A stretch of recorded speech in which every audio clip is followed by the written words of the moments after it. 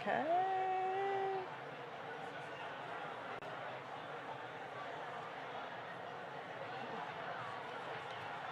Tyler.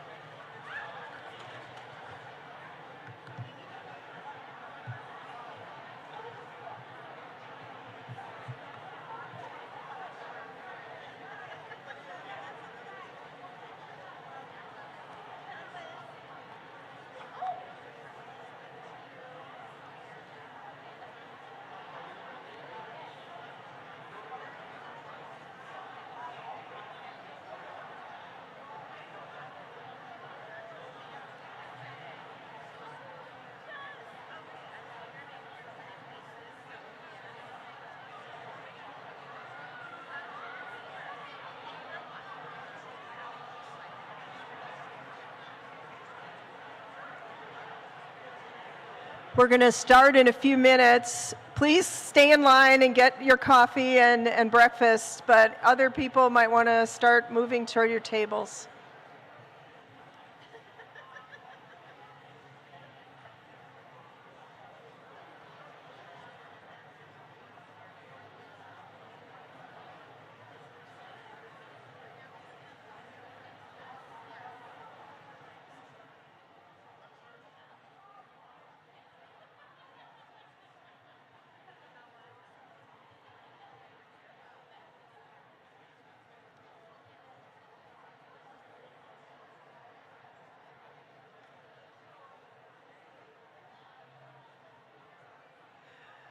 I think I'll get started. So good morning, everybody. And welcome to the 2023 Annual Leadership Retreat. It's fantastic to see the full house we have this morning, and I am again thrilled to be surrounded by an amazing group of UIC administrators, faculty, staff, and students. All of you are leaders. Thanks for joining us during one of the busiest times of the year. The theme of this retreat is Envisioning the Future, Engaging the Present at UIC. And I think you are really going to enjoy what we have in store for you. And although I know most of you, I thought that for some of you, you've never met me before, so I'm going to give you a little introduction to myself. I'm Karen Colley. I'm a faculty member in the College of Medicine in the Department of Biochemistry and Molecular Genetics. I am the former dean of the Graduate College, a position I held for over 10 years. And as of last month, following a year of serving in an acting role, I am now the real deal Provost and Vice Chancellor for Academic Affairs.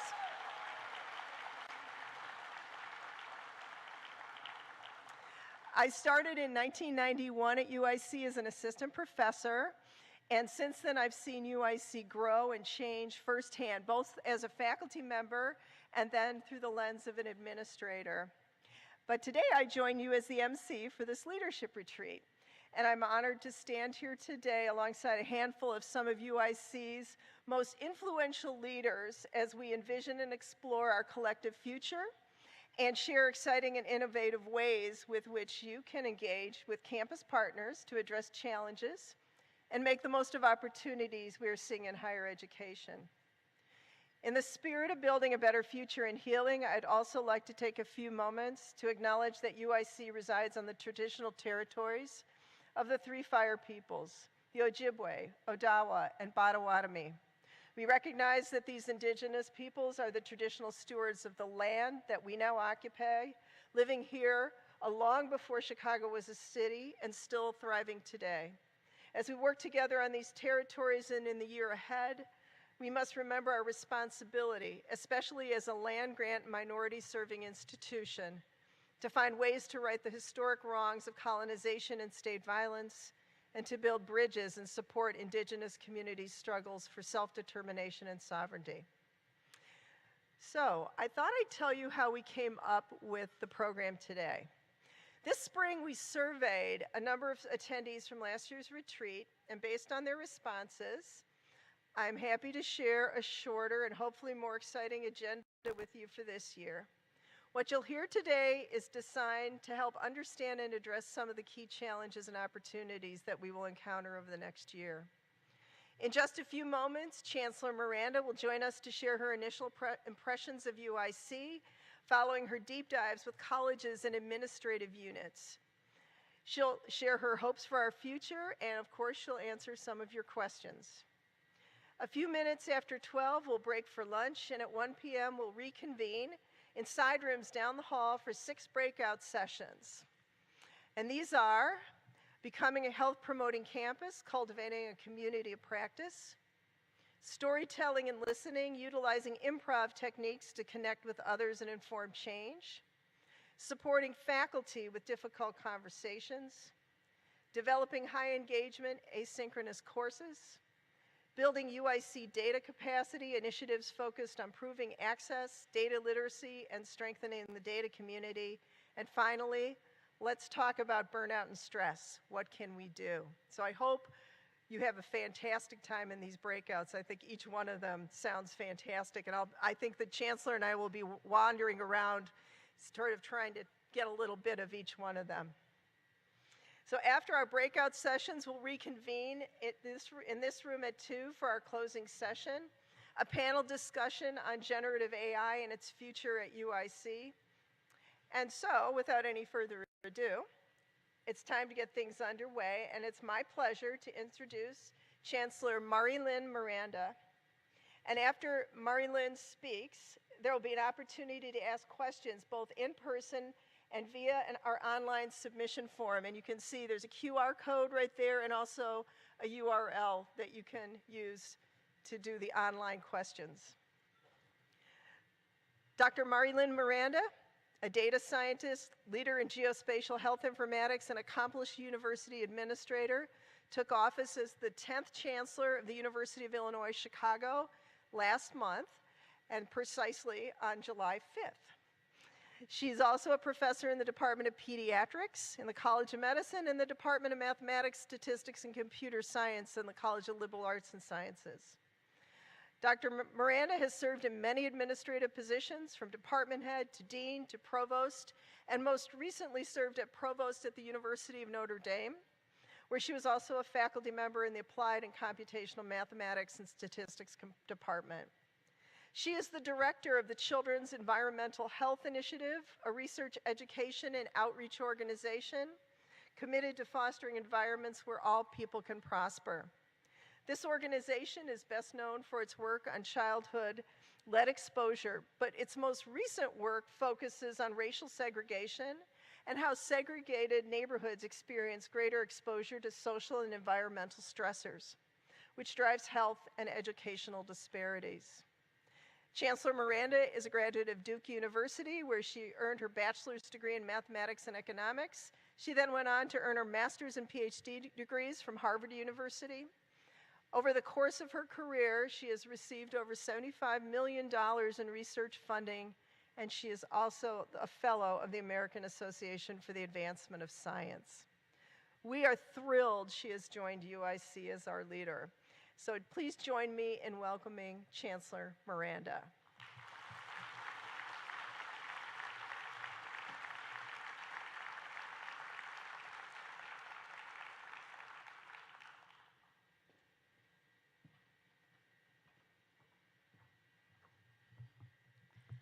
You know, when I asked about this and I said, well, who comes to the Provost retreat? Karen said to me, oh, you know, the deans and the vice chancellors and some leaders of other organizations around campus. And in my mind, I thought, oh, so there will be 30, 40 people in the room. So now I've learned when Karen throws a party, everybody comes. So thank you so much for the warm introduction, Karen, and generous introduction. And in fact, I want to thank all of you who are here. I've received such a warm reception from this entire community, both UIC and Chicago more broadly, and that has made my arrival here that much sweeter for me. I do want to point out that the first important decision I made as Chancellor was asking Karen to serve as my Provost.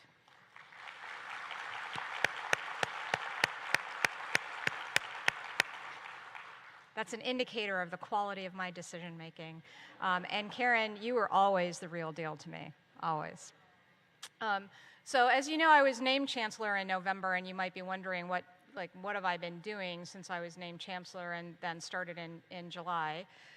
So first of all, I was fulfilling a promise to my husband that I would not start a big new job until July. So still married, check. But I tried to use that time as productively as possible to get to know as many of you as possible, and it's gratifying for me to recognize names and faces in the room today. So since being named, I've done a whole series of deep dives with all of the colleges and schools, as well as with the Vice Chancellor areas. I've done a lot of external engagement with constituents like alumni, donors, elected officials, business leaders, philanthropic foundation leaders, community and neighborhood organizations, and I'm grateful to many of you in the room who helped introduce me to various leaders across Chicago. Those introductions have been incredibly helpful. And of course, importantly, I have tracked the nesting, hatching, fledging, and incredible flight of our peregrine falcons.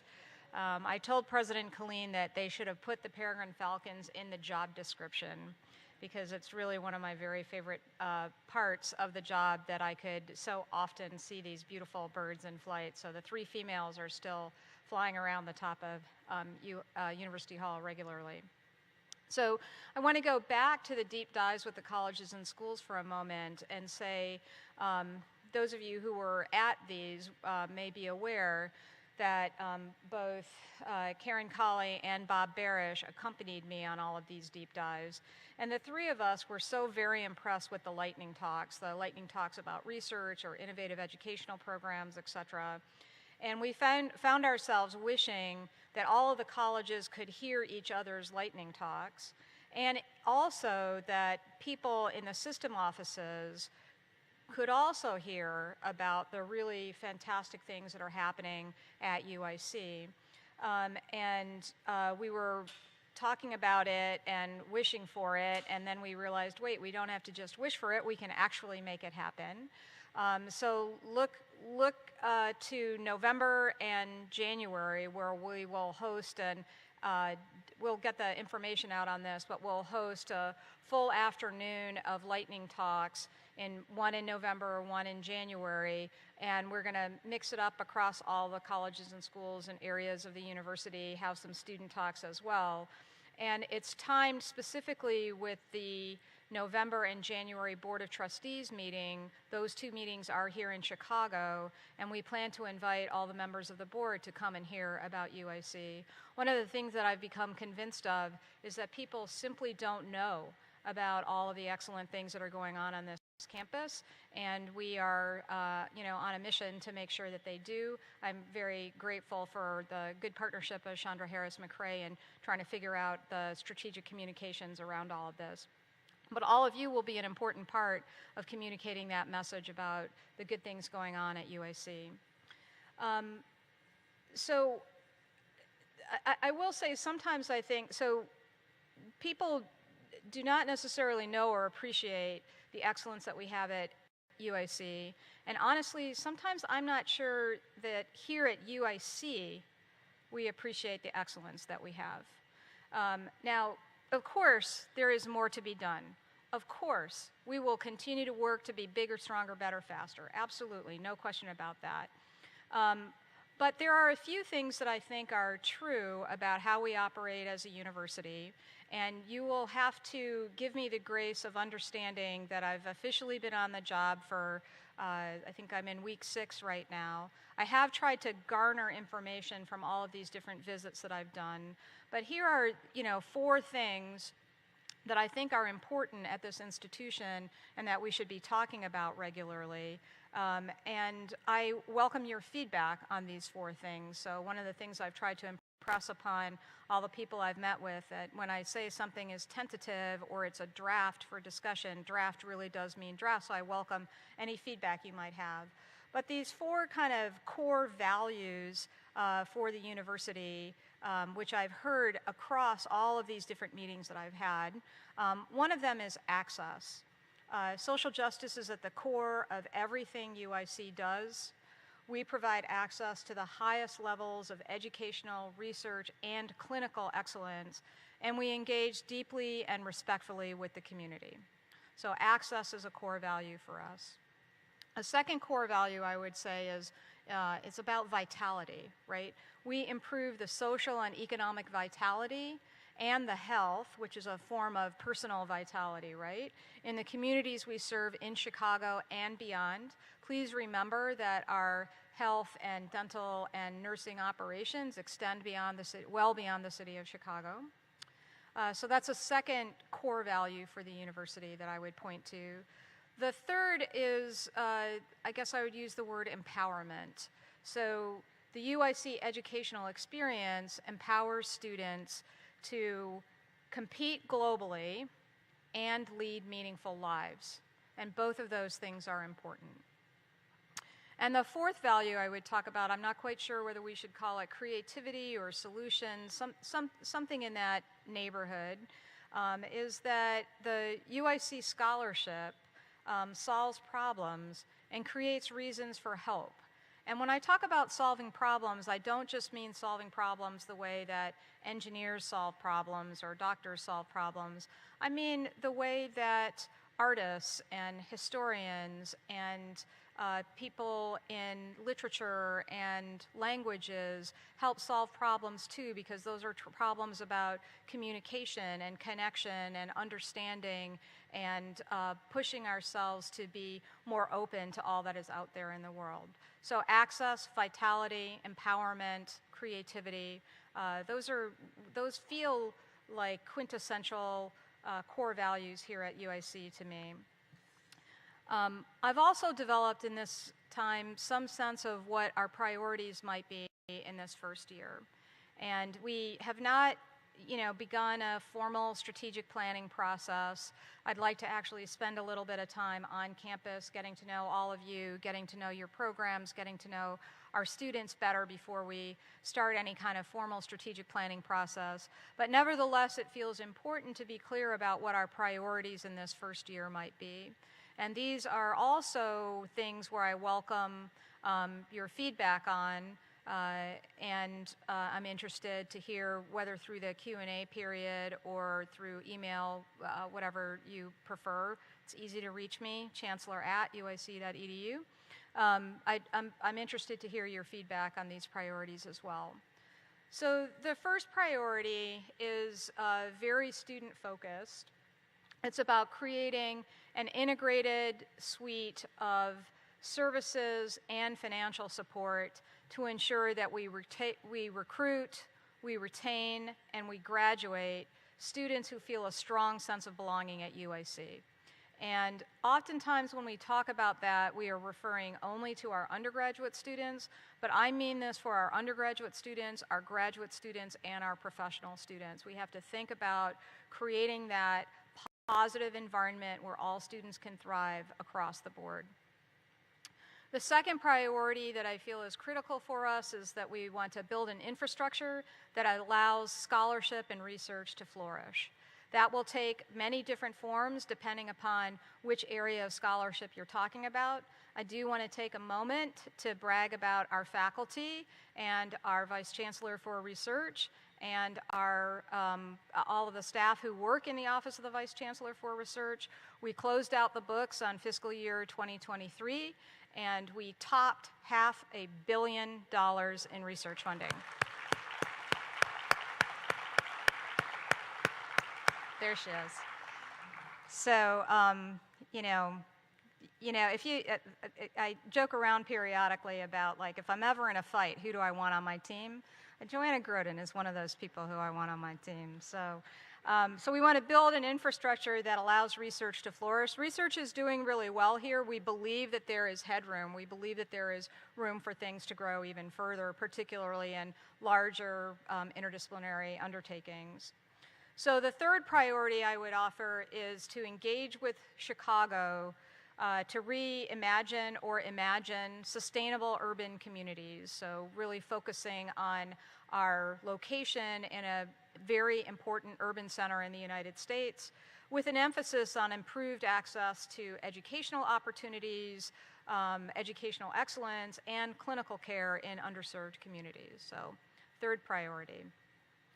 Fourth priority would be to strengthen the connections with the business and nonprofit community in Chicago to create more opportunities for partnership and more opportunities for student engagement and student employment.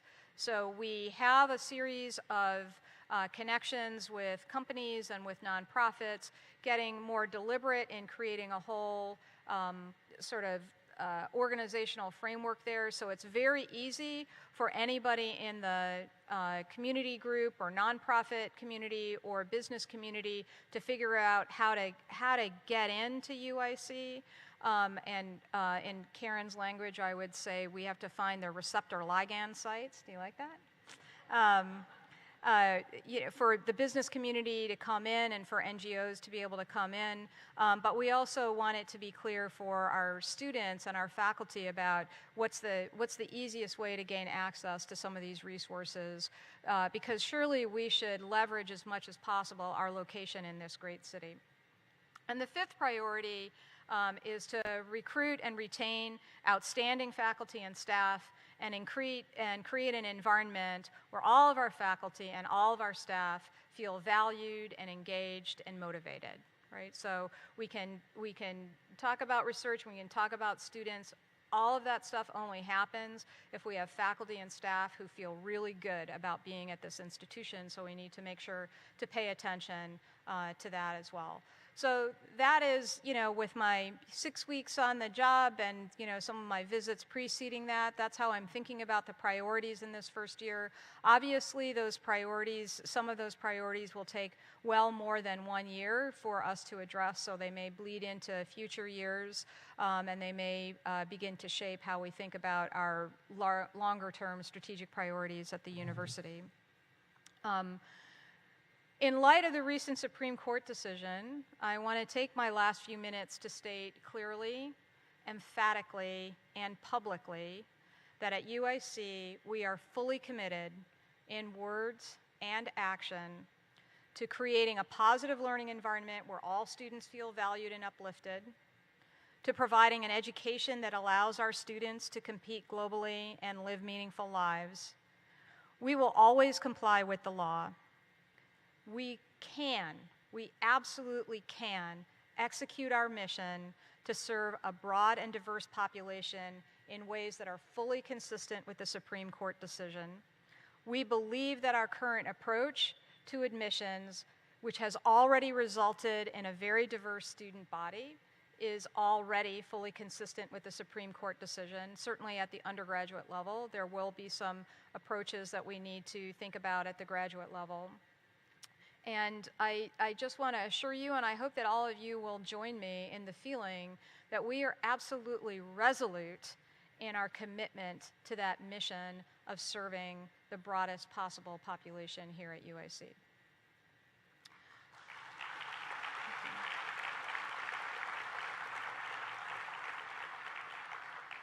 So as you go out there and you talk about UIC, and I hope you will talk about UIC to anybody who will listen, that I oftentimes say that there are two things that I want you to remember about UIC, which for me kind of encapsulates who we are as an institution. So as I mentioned, this past year, UIC's research funding was more than $500 million, right? And 54% of our students were Pell recipients. Now, there are some universities that have large research portfolios. That's certainly true. There are also some universities that serve an enormous number of Pell recipients, and might I add that beyond the Pell recipients, there are a lot of students on financial aid beyond that, right? So there are a lot of universities, or there's a reasonable number of universities that serve a lot of students from low resource backgrounds, right? There are very few universities that can claim both of those facts. And at UIC, we claim both of those facts, and we do that proudly. And as a consequence of that, we are the largest engine for social mobility in the city of Chicago, and there is even more opportunity in front of us. So I am so very excited about the opportunity to serve as chancellor of this wonderful university, and I feel great joy in the privilege of it. So I wanted to keep my remarks short so that there would be time for Q&A. So that's it for me. What would you like to talk about?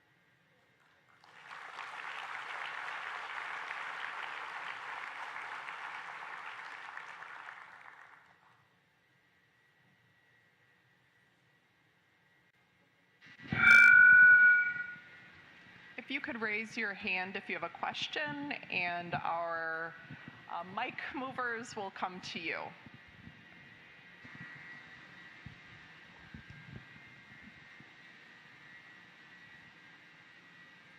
Okay, well, we do have some questions from online, Chancellor, so I am going to go ahead and read out one of those. Okay. So from Kyle Roche from Study Abroad, he asked, what role does international education play? Would you like me to come closer? What role does international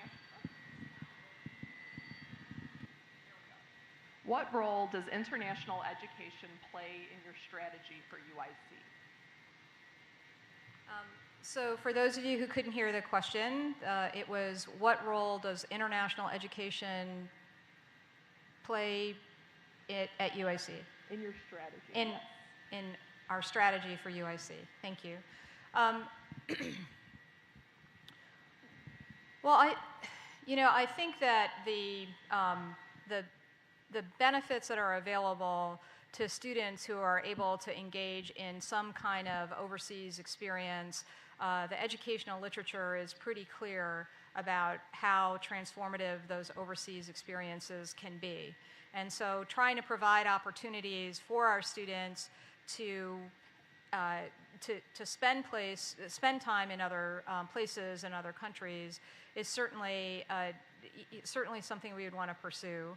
The system is pursuing a whole series of collaborations in some strategic areas, and that includes a set of collaborations in Mexico, in Brazil, in Singapore, in Taiwan, in Canada, in the UK, and in India, right? So we have these initiatives at the system level that provide opportunities that come down to all three of the constituent universities. I do want to point out that at UIC we have this particular issue that we want students to have that international experience. We know that's a positive opportunity. At the same time, for many of our students, the idea of spending a summer or spending a semester abroad is very difficult to contemplate because of the costs of it and foregone income because you're not able to work because you're on a summer study abroad program. So if we're going to figure out how that works at UIC, then we need to make sure that we solve that financial problem. And that's part of when I talked about that first priority of creating that integrated series of services and financial support. That has to be part of how we pursue an international strategy for our students. For our faculty to engage globally, we do have the benefit of all of these memorandum of understanding and other kinds of engagement that the system is making available. And I think that I'll look to the Vice Chancellor for research and say that as faculty are trying to figure out, ways to engage productively overseas, that part of building a research infrastructure that allows scholarship to flourish is thinking about international collaborations as well. So I'll stop there. Does anybody here have questions? Yes, hello. My name is Hugo Trevino, and I work for the Disability Resource Center. I'm also a co-chair for the Chancellor's Committee on the Status of People with Disabilities. And so my question for you, Chancellor, and also very nice to meet you, is what is your vision for UIC in regards to accessibility? We have one of the first programs here for DHD, Disability and Human Development. We had one of the first disability cultural centers in the nation as well. And with the DRC, we're also hard at work to make the university more accessible for our students with disabilities. So I feel like we are on the brink of hopefully being on the map of one of the most accessible universities in the nation. Our sister school, UIUC, is on that map, and I wish that we could also share that space. So what would be your vision in the future for accessibility for our students, for staff, and just in general? Thank you. So I think I got the whole question.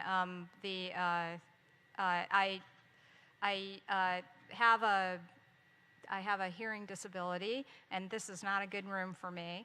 But I think I heard the whole question, which is about sort of what's the strategic vision around disability. So first of all, I'm going to disagree with you about how well the place that UIC has, compared to UIUC. I can tell you that I have a whole series of colleagues who are in the disability research and disability education and disability innovation space. And when I told them that I was coming to UIC, they talked at length about the quality of the programs here, and it far eclipsed anything that they would say about UIUC. And this is one of the things that this is related to this point, that I think externally there are some things that even external people see as being true excellence here at the university. We don't own that excellence. And I think that the quality of what we're doing in the area of disability is well respected across the country. So I hope you will allow me to say we're better than you are giving yourself credit for. So the second thing that I would say is that, again, it ties into this, into that first and fifth priority. The first one about making sure that our students are able to thrive, and that's all students, not just, not just particular types of students. That's all students, and it ties into that fifth priority about making sure that this is a place where faculty and staff, and all faculty and staff, can truly prosper. I'm only just beginning to get to know the issues that face different particular groups within the university, so I apologize that I'm unable to be more specific than that. But the notion that for both students and faculty and staff, that we want to make sure that regardless of what groups and identities people feel connected to, that they feel that UIC is a warm and welcoming and supportive place that allows them to thrive. Thank you.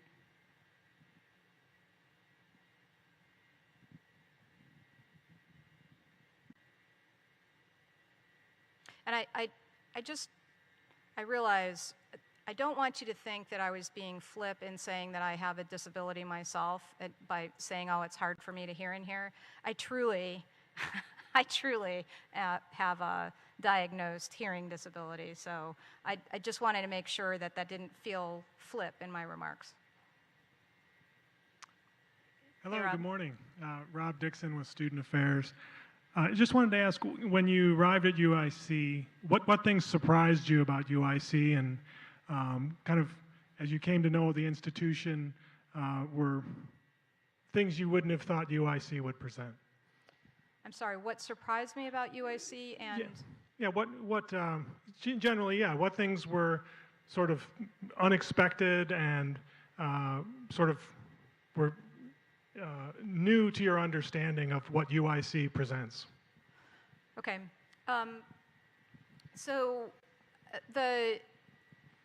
I don't know that surprised is quite the right word, or maybe it's, deeply pleasantly surprised. When you get recruited to UIC, everybody talks about, well, it's, the university has a great social justice mission.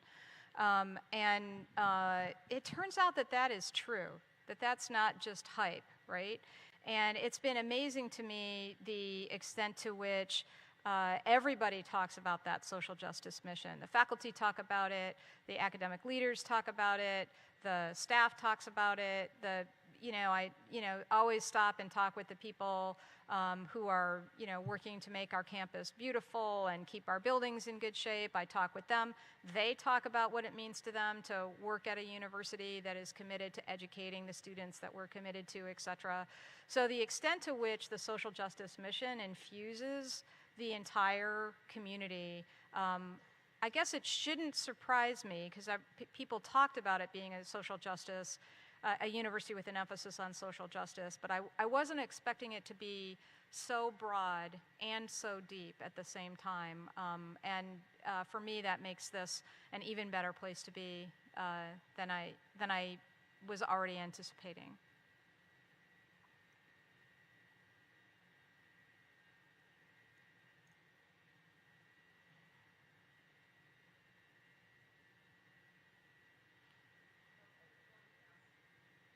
I'm afraid I have a tricky mic. Can you hear me? I can. So, from Mohammed Haq, what role do you believe generative AI will play in shaping pedagogy and faculty to student engagement in higher education? So hi to Mohammed. You must be watching online. Is he here? Hey, how are you? I was going to say, if you haven't met him, you're going to meet him sometime, because I run into him everywhere. He's this amazing student, and he's a student trustee, and he's really great about articulating the student voice at Board of Trustee meetings.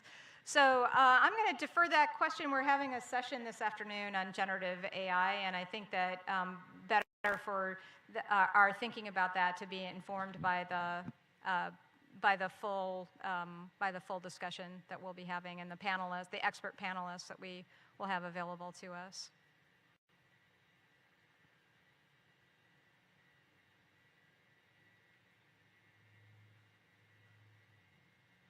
From Joy Valentine, what is your vision for pre-college pathway programs and engaging prospective ethnic minority students? Pre-college pathway programs. What is your vision for engaging pre-college pathways programs for underrepresented students? Yeah. So I am a huge fan of pre-college pathways programs, and I think that when we think about pre-college, I think many universities sort of focus on kids who are juniors and seniors in high school, and let's focus our efforts there and get them into the college pipeline.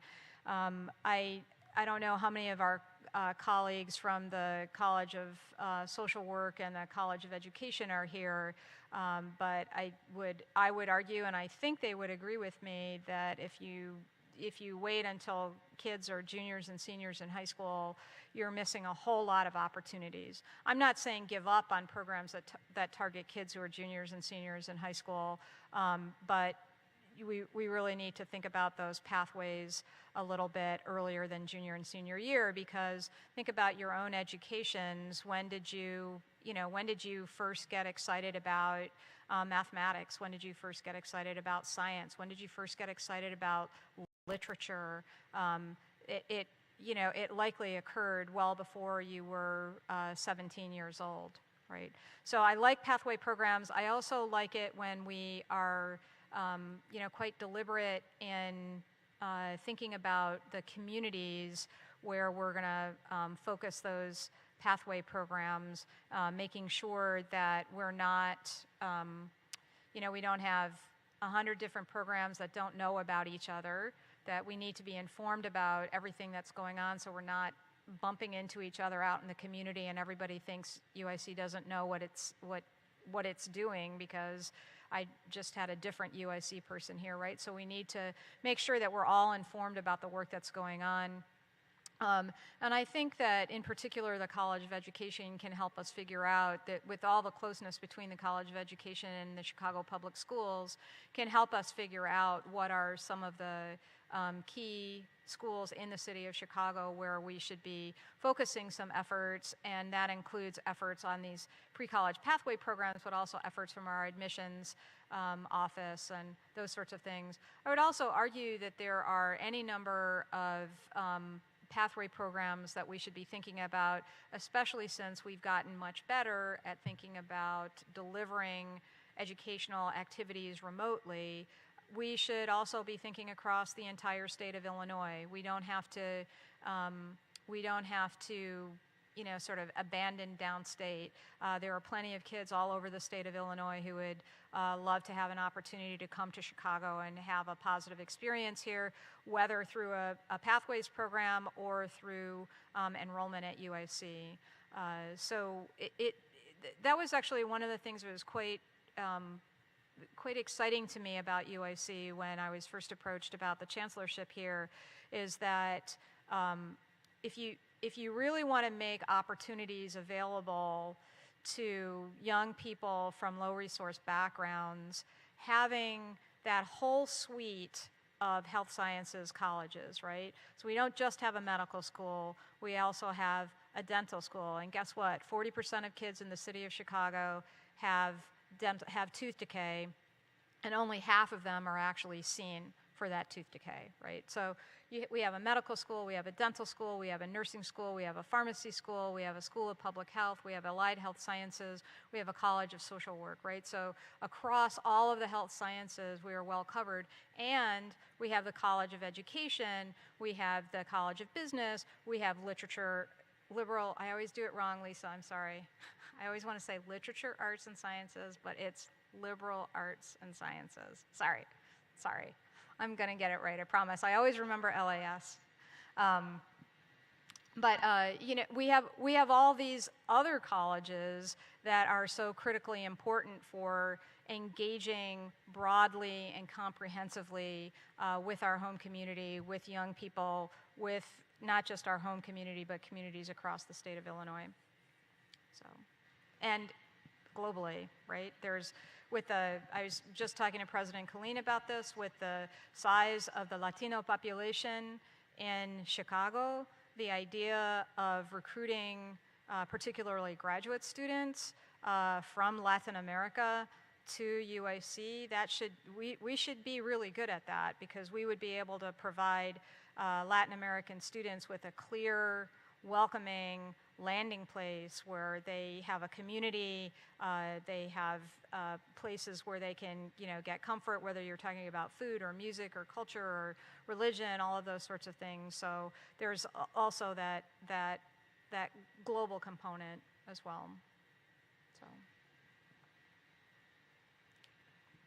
Stacy? Chancellor, Eileen Collins from the College of Nursing. I was wondering if you could speak a little bit to what you see as the greatest challenges that we face at UIC in the upcoming year. What do I see as the greatest challenges facing UIC? So, you know, certainly making sure that our response to the Supreme Court decision is robust will be important to us. I do think that those challenges are greater in the graduate schools and the professional schools. I'm looking at Karen to see if she's nodding or not. I think we should be okay at the undergraduate level. But figuring out how we're going to respond to the Supreme Court decision is important. And part of that is not over-responding.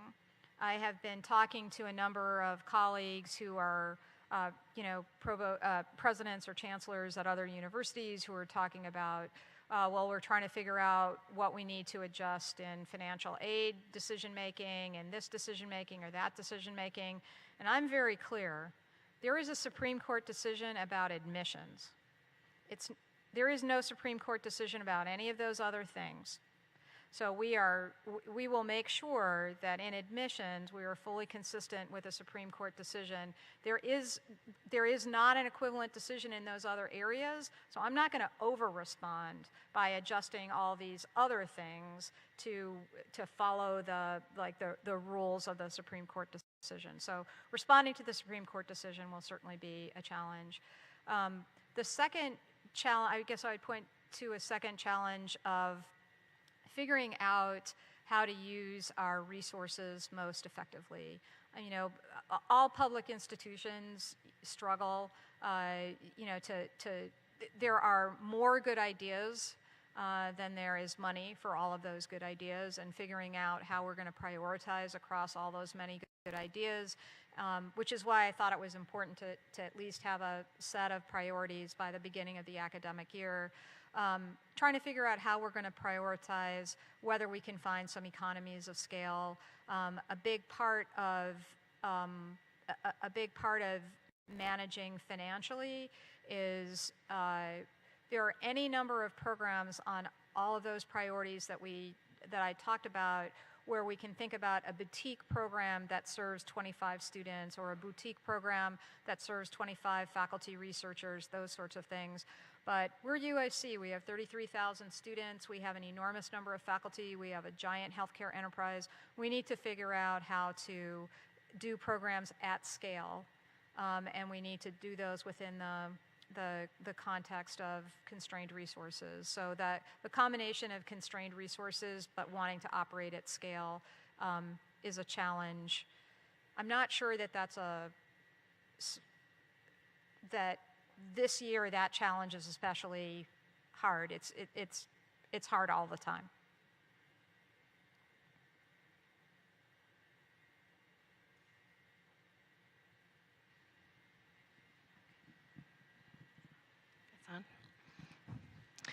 Thank you, Chancellor Miranda, for your beautiful remarks this morning. My name is Teresa Christensen Caballero, and I'm the Director of Grad Career and Professional Development in the Graduate College. I'm actually celebrating my 20-year UIC anniversary today of coming as a student, so it's a great day to be here. My question, I loved your remarks about engaging, motivating, and retaining faculty, staff, et cetera, and I think sometimes that staff get lost in the mix of that. We talk a lot about faculty, we talk a lot about students. I know I'm always advocating for our graduate students, but we've lost a lot of faculty, a lot of staff, due to retention. Oftentimes our staff are holding up the backbone of this URM-based institution. And I just wonder about your vision of that retention and motivation of staff at UIC that are in many ways upholding important parts of this university.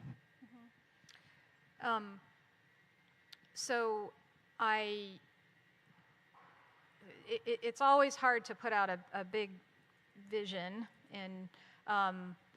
early on, because literally every single person in this room knows more, has been at UIC for longer and is, more familiar with the culture than I am. So what I would say is that if COVID taught us nothing else, it should have taught us that the university, that there is this incredible work at the university that is carried by our staff, and our ability to deliver on our educational mission and to deliver on our research mission is entirely enabled and empowered by our staff. And we all need to remember that. One of the things that, this is maybe a little anecdote, and I understand that the plural of anecdote isn't data, but one of the things that my research group regularly did is we would gather all of the people on the staff who helped us. So it would be the people from the Office of Research and the people from IT, because we have a computationally intensive program. But also the people, there was a particular, coffee shop where we loved to go and I don't like coffee myself, but we would go there and sit and talk, and so there was the staff at the coffee shop and the people from facilities who kept who looked after our spaces, et cetera.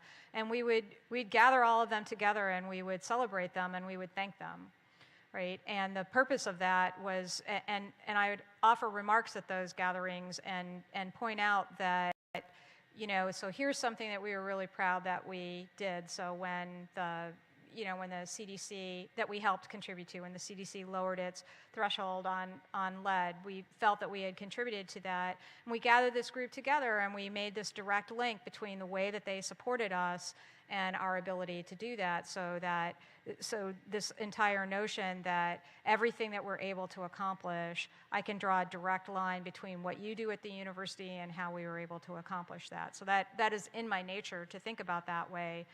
And so now I have my second data point, and again, 2 points determine only a line. But it is the fact that it was very important to me in my first month here that I don't know how many of you went to the ice cream social, but that was meant to be fun, but it was also meant to be symbolic, right? So that there are so many people who serve this university so well. And we wanted leadership literally serving all of those people. And the idea that we are in this together and we are mutually dependent upon each other if we are to achieve success is very much in the way that I think about things. I had a meeting with, I'm not going to remember the acronym, but it's one of the, maybe it's called APAC. Where I made the remark that staff are the great under-consulted group on any given campus, and in fact, we're working collaboratively with a lot of different people on the mission statement, and I wanted to make sure that we got input from staff on that. So I don't know where the person was who was asking that question, but I hope I've. Oh, okay, you sat down in that same spot. Okay, thank you. Okay. Good morning, Chancellor Miranda. Thank you so much for making the time to answer these questions for us today. I think all of us are very excited about the robust enrollment here at UIC that has continued to just be fantastic. My question for you is, during your tenure, as the demographic cliff starts to set in, how are you going to engage with that? What's your overall strategy as we move forward, definitely with respect to how we're financializing things, how we're projecting into the future, that type of thing? So I think for most, thank you for that question. I think for most universities, as I think about the demographic cliff, one of the things they first have to think about, well, how are they going to adjust for having a student body that's much more diverse, because the people of college age there's just more black and brown kids who are college age, whatever that means.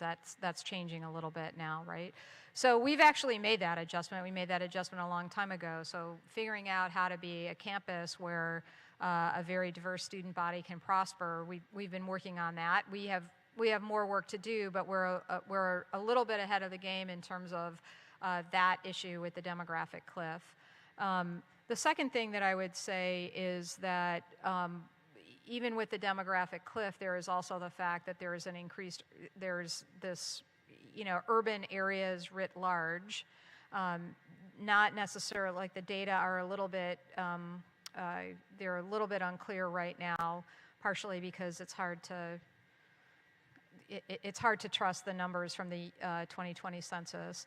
The data are a little hard to interpret right now, but whether city cores are losing populations, that may or may not be true in different areas, but metropolitan areas are not losing populations. So the fact that we're in this very large metropolitan area, I think, will help us. The third thing that I would say is a very important thing for us to do is work harder and smarter on graduation rates, Because if 65% of our students aren't graduating, that means that, you know, in any given class, there are 35% of students who started and didn't finish. So in business language, we would say we've already spent the customer acquisition dollars, right? They're already one of our students.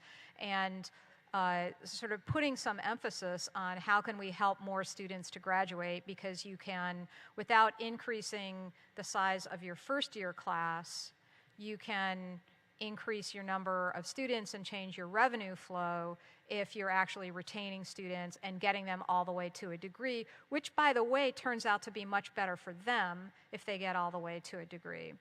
So that's another thing. The next thing I would offer is that having better, stronger partnerships with both Chicago Public Schools and also the community colleges. So I've had conversations with the leaders of both of those places, and we're excited about opportunities for collaboration. And the last thing I would say, clearly this is something I spend a lot of time thinking about. The last thing I would say is that we need to make some deliberate, strategic decisions about extended campus, which is what here at UIC we call online education. I'm learning all of the acronyms and euphemisms and stuff like that. So I'm not saying that the answer is online education, but I think that we could increase some of our, very strategically make choices about increasing some of our online opportunities, some of which will not be related to a degree or a credential, but you know, could help people who are making career pivots or trying to get themselves prepared for joining either a shorter or a longer program here at the university. So, but you're right that it is something we have to pay attention to. Hello, I'm Mia Garcia Hills. I'm also a product of UIC, as one of the other people were. But I'm the Director for Student Veterans Affairs, and I have a question that's related to the question that was just raised. We've had 2 visits from the Department of Defense recently to try to help us understand how we may join forces to increase our recruitment of veterans and the military affiliated community. So that includes their dependents and their spouses. There's a high number of people who have entered the service, gained some college but no degree, and may be an avenue for recruitment that hasn't been explored to the fullest extent. And with that Supreme Court decision that has been mentioned a few times, veterans remain a course of a population that we can continue to recruit as part of affirmative action. So my question is about what, if any, plans exist to address that as an opportunity. So the question is about plans for doing a better job of recruiting veterans or even active duty military into programs here at the university. So this is an area that I'm very interested in, but I'm just going to say up front, I have next to no information about what is already going on at the university. So I don't want to in any way presume to be knowledgeable about it. What I can say is that it is, you know, that recruitment, I think, is very consistent with the UIC mission, because you have, so number one, you have a lot of young people, I mean, they're kids, who go into the military with just a high school education, and who come out and who are looking for how do they take their next step. And that matches up very well with our interest in serving kids who didn't necessarily, from the time they were 5 years old, think, oh, I'm going to go to college, right? So that matches up with our mission. So that's for enlisted personnel. But also, if you think about our various programs, whether it's our MBA in the business school, or my interaction with veterans has been such that I've seen there's any number of people who join the military because they want to serve, right? And that doesn't change when they leave the military. And when we think about all the different programs that we run at the university that are about serving the world, there should be some match up there. So previously, when I was at the University of Michigan and I was the Dean of the School of Natural Resources and Environment, we initiated a very deliberate, very strategic program around recruiting veterans to come into the master's degree program.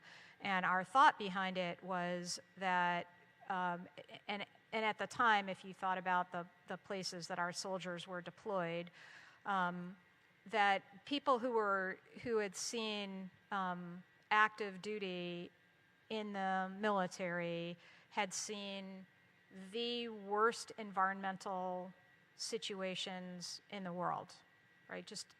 And so they had witnessed it. They had witnessed what it did to the communities that were living in those areas, et cetera. And it turns out that if you began a process of talking very deliberately and consistently with the right groups, that witnessing of this terrible environmental damage, and combined with an interest in continuing to serve the world, turned into a deep interest in joining the environment master's program that we offered. So I think the combination of the experience, thinking hard about the experiences that veterans and active duty military have, either leading up to their joining to the military or while in the military, and thinking about that in combination with this, desire to serve, is if we think about those two things at the same time and are strategic, I think this is a great opportunity for us. I agree with you. I got 2 thumbs up on that one. Chancellor, I think that we are almost at time, but there is one more question, and then that will be our last question of the Okay, session. thank you. Thanks. Oh, I don't know about that. Hi, Chancellor Miranda. Hi, Jenny Jenny. Breyer from Gender and Women's Studies. Can you hear me okay? Do you want me to come closer? Okay. Just go for it. Okay. I wanted to ask a question about DPI and how you're understanding where you would like UIC to be in relationship to DPI as a proximate entity that does some of the work that you've talked about in your priorities, but also, I don't think this will come as a surprise, is sometimes in a complicated relationship with UIC. So I would just love to hear what you're starting to think about DPI in relationship to UIC, and also UIC's relationship to the University of Illinois system. So, I would say this if Tim Killeen were in the room. It is very clear that DPI is President Killeen's top priority, right? And the DPI train has left the station, and it's very important to the system president and to the system, and therefore it is important for us to be on the DPI train, which has left the station. I want to be clear about that. That being said, we have to figure out, well, how do we want to engage with DPI? What do we want to do? What are they trying to accomplish there? So we've had a series of conversations with different, and this has really been led by Karen Colley and TJ Augustine, who I know is here somewhere. Where is he? He's hiding. Hello. I still don't see him. there he is. So it's really been, this has really been led by Karen Colley and TJ Augustine, going around having conversations with deans and department chairs and others about what kinds of activities could UIC be engaged in that would be productively done at DPI, where, and so I'm gonna back up for a minute. So people use this term DPI in many different ways. And I want to be clear that the Discovery Partners Institute is an umbrella, right? One part of the Discovery Partners Institute is the 78, right? That neighborhood, that space where they're thinking about putting a building that looks like an egg, right? That is one part of DPI. There's another part of DPI, which is the addition to the Innovation Center, which is going forward. And that's right here on our campus. And we don't have a complicated relationship with that. That's an addition to the Innovation Center that's going on here at our campus that is going to be directly beneficial to our students and our faculty and our engagement with the business community. Another component of DPI is an investment in what we hope we will soon be building, the Drug Discovery and Cancer Research Pavilion. And that is here on our campus. It's not on the 78. It's not shaped like an egg. It's right here on our campus. So DPI is this big umbrella, and people tend to think about it as that egg, but it's this big umbrella, and we are already benefiting from the resources that have been put by the state toward the Discovery Partners Institute in the form of things that are happening right here on our campus and that are of direct benefit to our students and faculty right here on our campus. That being said, there's this other work that's going on around like the building on the 78. I did ask the question, well, how do all the surrounding communities feel about you calling it the 78 instead of becoming part of one of the other 77? Have to be sassy in these meetings. So then the question is, what can we do there? And it's pretty clear that there are some faculty who have programs where greater engagement with the business community would be attractive to them, and so this is not we're shoving people who don't want to go kicking and screaming. It's very much what's exciting about this. And the other component, which I think puts a much more of a UIC spin on this than might otherwise happen, is we've pushed very hard about the fact that whatever we build on the 78 has to be something that the community feels vested in it. So as an example, we've talked about the fact that the first floor should be a very welcoming environment where anybody in the community feels that they can come in and that they're not excluded. There's not barriers of who's allowed to come in and who's not, and that we use it as a place where you might have local artists having an opportunity to display work. You might have community groups allowing them to use the space for meetings, etc.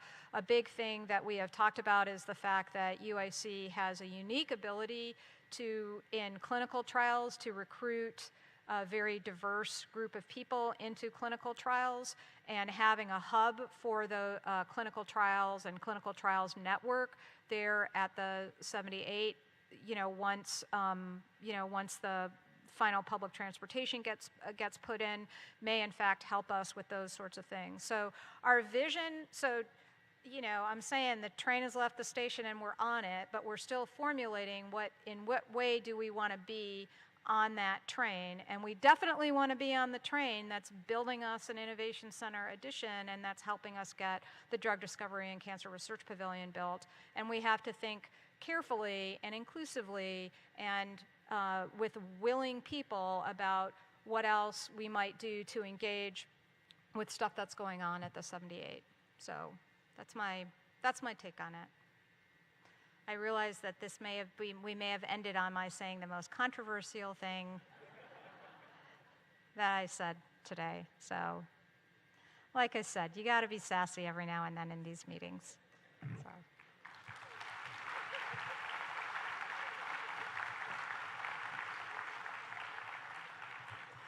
Thank you, Chancellor Miranda, for sharing your perspectives and hopes for the future of UIC and for answering our questions. We are very grateful for you, your leadership, and the exciting opportunities that lie ahead. And now it's time for lunch, but before you go, let me help you direct you to your lunches.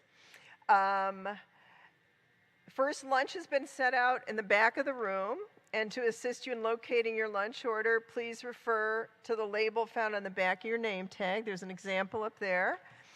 For those whose labels indicate no restrictions, you'll find a table corresponding to the type of box lunch you selected, and you can go pick up your lunch. For those whose labels indicate a restriction in red text beneath the type of box lunch you've selected, please go to the special orders table where support staff will help you get your lunch. And you can stay here and eat, you can go out in the hall and eat, you can go outside and eat, you can do whatever you want. At 1 p.m., our breakout sessions will convene in the side rooms found down the hall and around the corner. And to assist you in locating the breakout room you selected, please refer to the color-coded sticker found on the back of your name tag. And there's a slide up here that will direct you to the room. And we're going to bring that back up closer to the 2 o'clock hour. But meantime, what I'd like you to do is take time to peruse the information on the next slide about our HLC reaccreditation process. We have a fantastic group of people who have been working very hard on creating our assurance arguments for our HLC reaccreditation, led by Nikos Varelis and Rita Subramoni, and a whole bunch of other people. And thanks to everybody in this room who've already contributed in some way. We're all in this together. We have a mock site visit in October and the real visit in March 2024, and we'll be working hard right up until the deadline. One of the big things that all the colleges, all departments, all the administrative units, all units have to do is make sure your websites are up to date. But that's all you're going to get on the HLC reaccreditation. Read the slide, okay? And we'll see you I'll be back up here to make sure you get to your breakout rooms in time, okay? Thanks, everyone.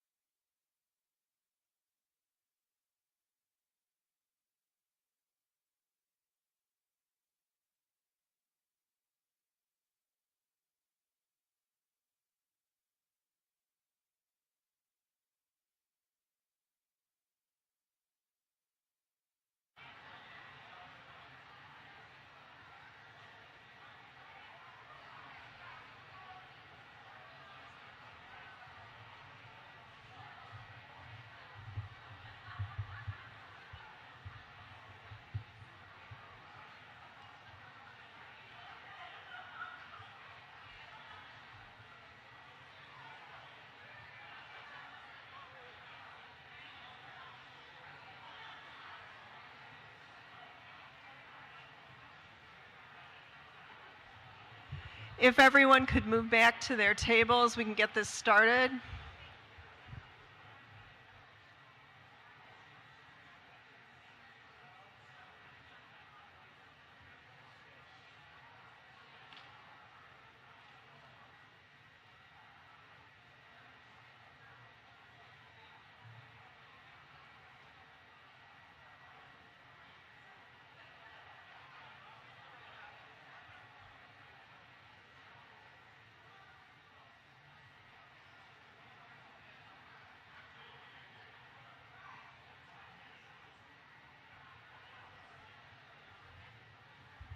Okay, I'm going to go ahead and you guys can keep walking back. So welcome back, everybody. I hope you enjoyed the opportunity to connect with your colleagues in smaller groups and that you also left each breakout session with something you can bring back and integrate into your work and/or classrooms. We've now come to the final and undoubtedly the most future-focused portion of our day. Artificial intelligence and applications like ChatGPT create incredible opportunities, but they've also created a cause for concern in the realm of higher education. In March 2023, the University of Illinois system charged a system-wide group to help provide an initial assessment of the potential impacts of generative AI models, such as ChatGPT, on university, healthcare operations, teaching, learning, and research across the university system. The working group recently submitted its report to university leadership, and I'm pleased that 2 members of the working group will be part of our panel this afternoon. In the next hour, we will learn more about generative AI and its challenges and opportunities at UIC. Without further delay, it's now my pleasure to introduce our generative AI and its future at UIC panelists. David Chestek is Chief Medical Information Officer for UI Health. Simon Mayhevzeski is Associate Director of Learning Technologies and Instructional Innovation for the Office of Learning Technology Solutions. Aaron Stapleton Cochran is the Associate Instructional Designer for the Instructional Design and Media Production Studio. And Chris Koenich is an Associate Professor and Director of Undergraduate Studies in Computer Science. Chris will also serve as our panel moderator. Please join me in welcoming our panel. Come on up, you guys.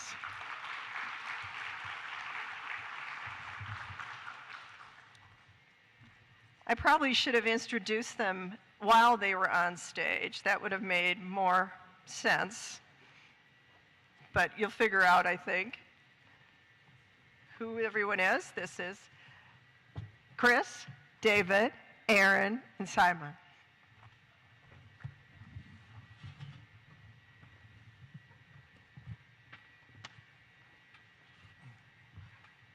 So thank you so much, Provost Colley, for your introduction for us. So before our conversation, I'm going to provide a really quick level set with a little bit of background on generative AI. Next slide, please.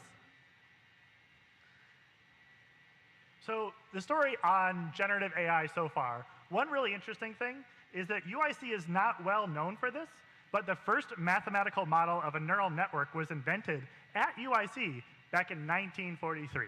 So you can't really say UIC is the birthplace of AI, although I'm not going to stop you. But you can say that some of the foundational science and understanding of how artificial intelligence works that is built into these tools that we're going to talk about today was created here at UIC.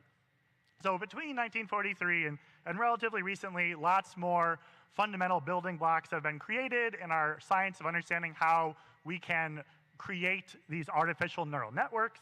But in the past 15 years, we've really seen a combination of massively parallel computing supported by graphical processing units of all things with just the immense amount of data on the internet and novel deep learning algorithms that take advantage of those two resources have kickstarted the modern era, which has really gone into full speed with the public release of ChatGPT. Next slide, please. So where things stand right now, as we all know, in November of last year, OpenAI released ChatGPT as a free public research preview. And I'm going to go into a few vocab terms so we can all kind of have a better understanding of how this conversation flows. generative AI has become a suitable generic term for any AI system that leverages massive training data sets and novel instructions and novel algorithms to take instructions as input that we provide and generate relevant responses that are a synthesis of that training data and the given prompt. As we know, the most popular use case for generative AI right now is text generation to complete a given prompt, but it's also seeing lots of use in language translation, text improvement tools like Grammarly, computer source code writing assistance, image generation, lifelike speech to text, and many more applications. Large language models are the family of deep learning algorithms that encode these massive amounts of information about how humans generate streams of words, just like I'm doing right now, that are doing that so well that they can respond to questions, recall facts, and generate wholly new text based on a given prompt. So all of these algorithms leverage artificial neural networks using deep learning. Deep learning is a way for the neurons in a large neural network to learn the activation weights that maximize its ability to create a correct result given on the training data. While these are tremendously powerful tools, these algorithms can be fooled by sophisticated attackers into making undesirable decisions, whether through simple prompt engineering or more sophisticated attacks. These issues, along with the hallucination and correctness issues which still plague even the most advanced generative AI tools, are part of what makes them such an interesting point of conversation today. So with that, hopefully our levels have been set, and now each of us will provide a quick opening statement from our own individual perspectives. David, you're up first. Next slide. So I am David Chestek. I'm an emergency medicine physician. So I have some background in engineering, but I'm not the expert on the stage for artificial intelligence, but I am wrestling with how to deploy this within the healthcare environment. So I want to talk about that for a few minutes. Next slide, please. So these two graphs basically just show the explosion of ChatGPT, getting to the benchmark of 1 million users in just a few days and billions of users to the site. I think we're all kind of aware of how popular this is right now. Next slide, please. This slide highlights how, in particular for medical text and in general, it's relatively easy to fool people, and almost half of folks are not sure whether text is generated from an AI or from a human being, and this becomes even worse when it is related to healthcare data. Next slide, please. There's been a few major news stories I wanted to highlight. The first is GPT-4 passed the United States medical licensing exam, which folks are probably familiar with, but for those who aren't, it's what we use to grant medical licenses. It's 3 steps. The last step is very clinical. The first step is sort of rote memorization, but it passed pretty easily. And if you look at the paper, there's actually ways you can chat with the prompts and ask it why it got the question right, and it's usually correct. There's also a popular study where there's a social media site, Reddit, where they have a subreddit called Ask a Doc, and they have verified physicians there, and people can ask questions, and there's answers. So they took a subset of the physician responses from that website, fed the same questions to ChatGPT, and then had users rate it, and the artificial intelligence responses were overwhelmingly preferred and even found to be more empathetic, which is kind of creepy. You know, maybe not the most representative sample, the physicians who hang out on Reddit answering questions, but nonetheless. The last example, maybe not so exciting, where there was a lawyer who submitted a brief that was full of made-up sources and was called out by the judge. And I haven't heard the follow-through, but I think there was concern about him getting disbarred.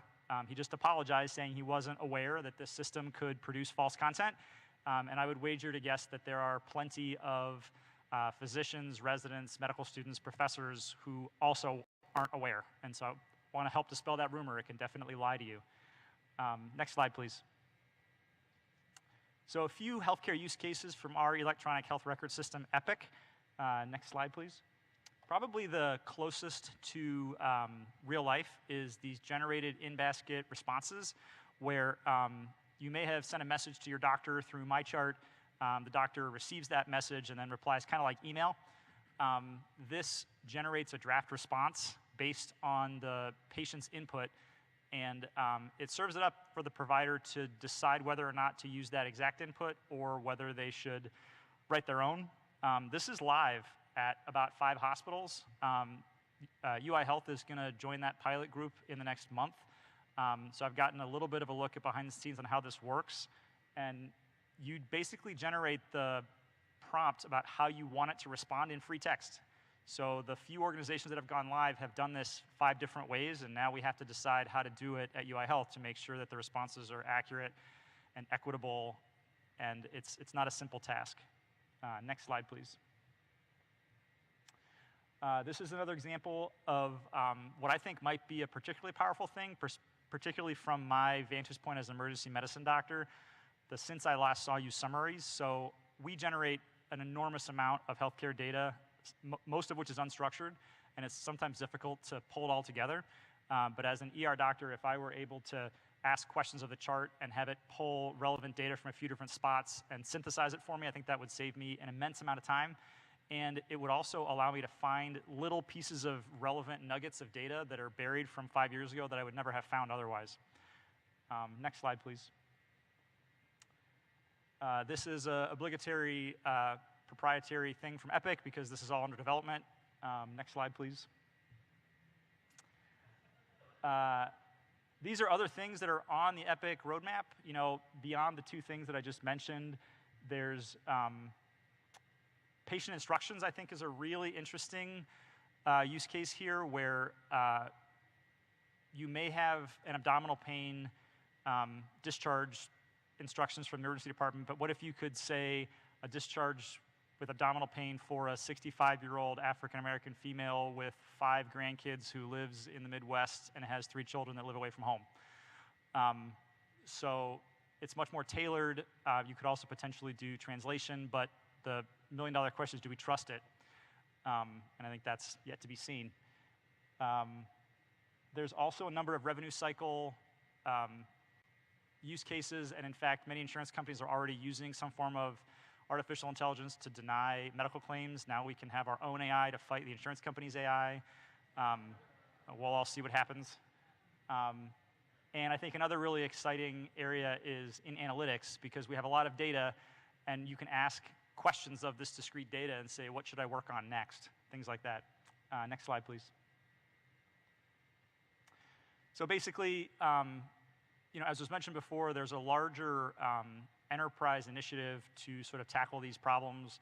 At the hospital healthcare delivery system level, we're forming a small group to sort of focus on the healthcare-related aspects of this, because there are some unique aspects and some aspects that are the same. But in general, I think the task before us is tough, but it's really twofold. The first, I think, is to just assimilate all this new information and stay up to date, which is really difficult. Things are changing extraordinarily fast. And I think it's really well summarized by saying we need to understand what generative AI can do and then decide what we as a healthcare system should do with all of that information. And so we're going to continue doing that. And I'll say more later with the questions. I think that's the end of mine. Next slide, please. So AI has certainly great promise of increasing student engagement. We're looking at increasing feedback from instructors to students through things like rubrics. Also, remediation of knowledge and skills through providing personalized learning. There's great promise for graduate research and publishing scientific research. Really, organizations and departments that adopt AI in these areas gain competitive advantage. Now, I want to start by saying that ChatGPT is a toy. It's really a prototype, a proof of concept. It was released as a free tool. It was released with serious limitations, stated limitations, and it has some great risks. Now, the conversational bot that it is, it's actually addicted to pleasing humans in a conversation. It's almost like a Pavlovian relationship, so that it is so desperate that it will hallucinate, it will lie to keep the conversation going. If I was to use an illustration, ChatGPT is like a plastic shovel. Now, for people that are used to digging in the ground by hand, the plastic shovel is a great tool. Maybe for instructors who are teaching digging by hand, that's a concern. But there will be always room for archaeological digs and that level of care. However, for most people, around the garden, around the property, plastic shovel might be just enough. We are looking for professional tools. Now, these tools need to scale. They need to be ready to do heavy-duty work. So we need to provide some safety around it and risk management. Let's go. Oh, thank you. So let's stay on this slide for just a second. So this is an outline provided by European Union for risk management around AI, because the first step towards introducing AI into enterprise is to manage the risk. Now, we know the European Union does great work regulation. That's where GDPR originated. And so what European Union is telling us is that depending on the use of AI, we have to mitigate the risk, and we have to really consider in enterprise that that's the first step. We don't have to understand the nuts and bolts of a technology at the enterprise level. We don't have to understand neural networks, the same as we don't have to understand the transistors at the CPU level of a computer. We want to know that it's safe and that it increases efficiencies, that increases productivity. Let's go to the next slide.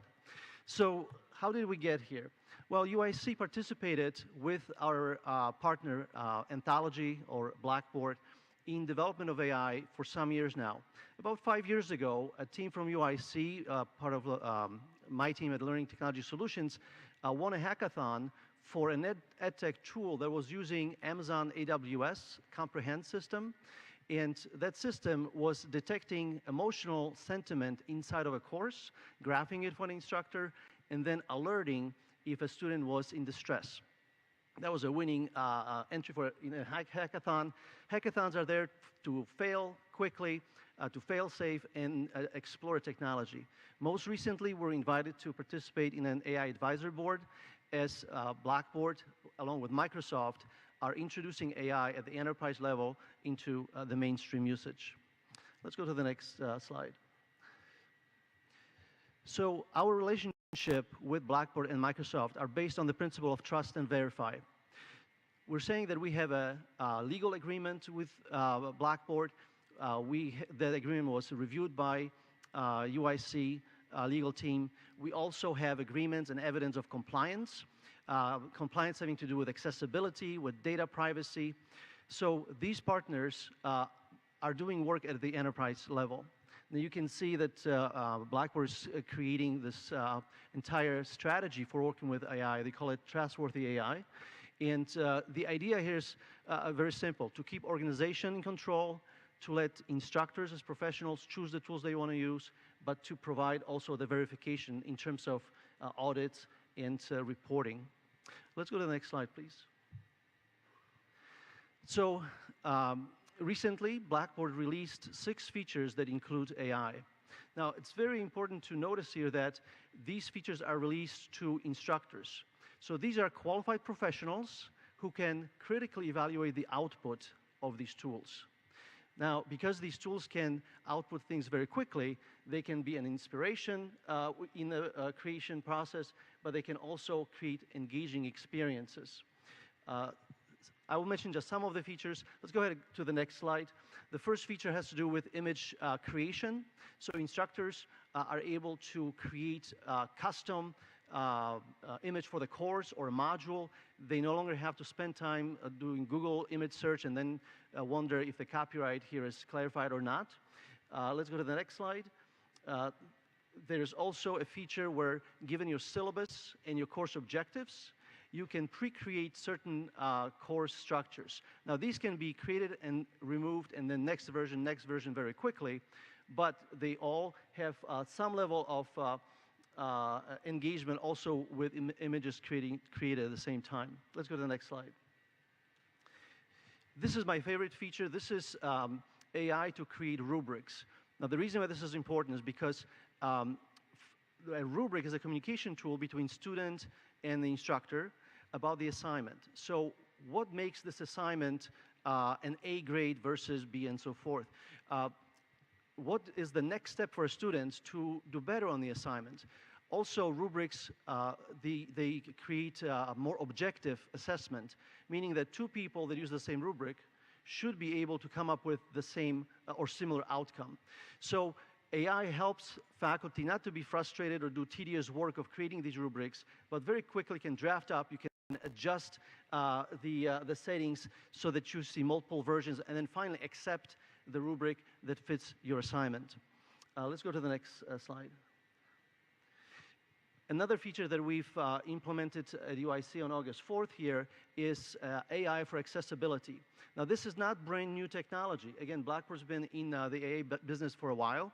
This is one of the most popular features worldwide that multiple organizations that are running in education are using. The idea here is to automatically create alternative formats for students, even automatically translate course. Anything uploaded to Blackboard can be automatically for a student translated into foreign languages, into electronic braille, into formats such as MP3 for listening. So this is, whenever you see in Blackboard the little letter A, you can download multiple formats, but also AI creates a conversation for instructors between their files and the instructor. You see in the left bottom corner where it suggests inside of your course, you have an image here that requires an image description to be accessible. It provides the conversation for improving accessibility of files.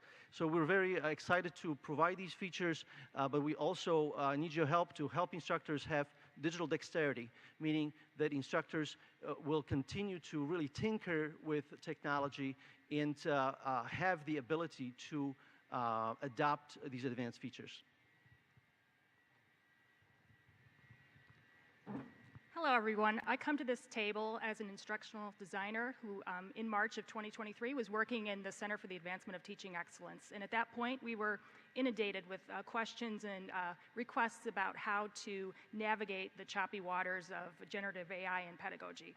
So I'm approaching this topic today. It's huge. It's a vast topic. But I'm going to speak specifically about strategies that address some of these faculty concerns and that spotlight emerging student AI usage trends.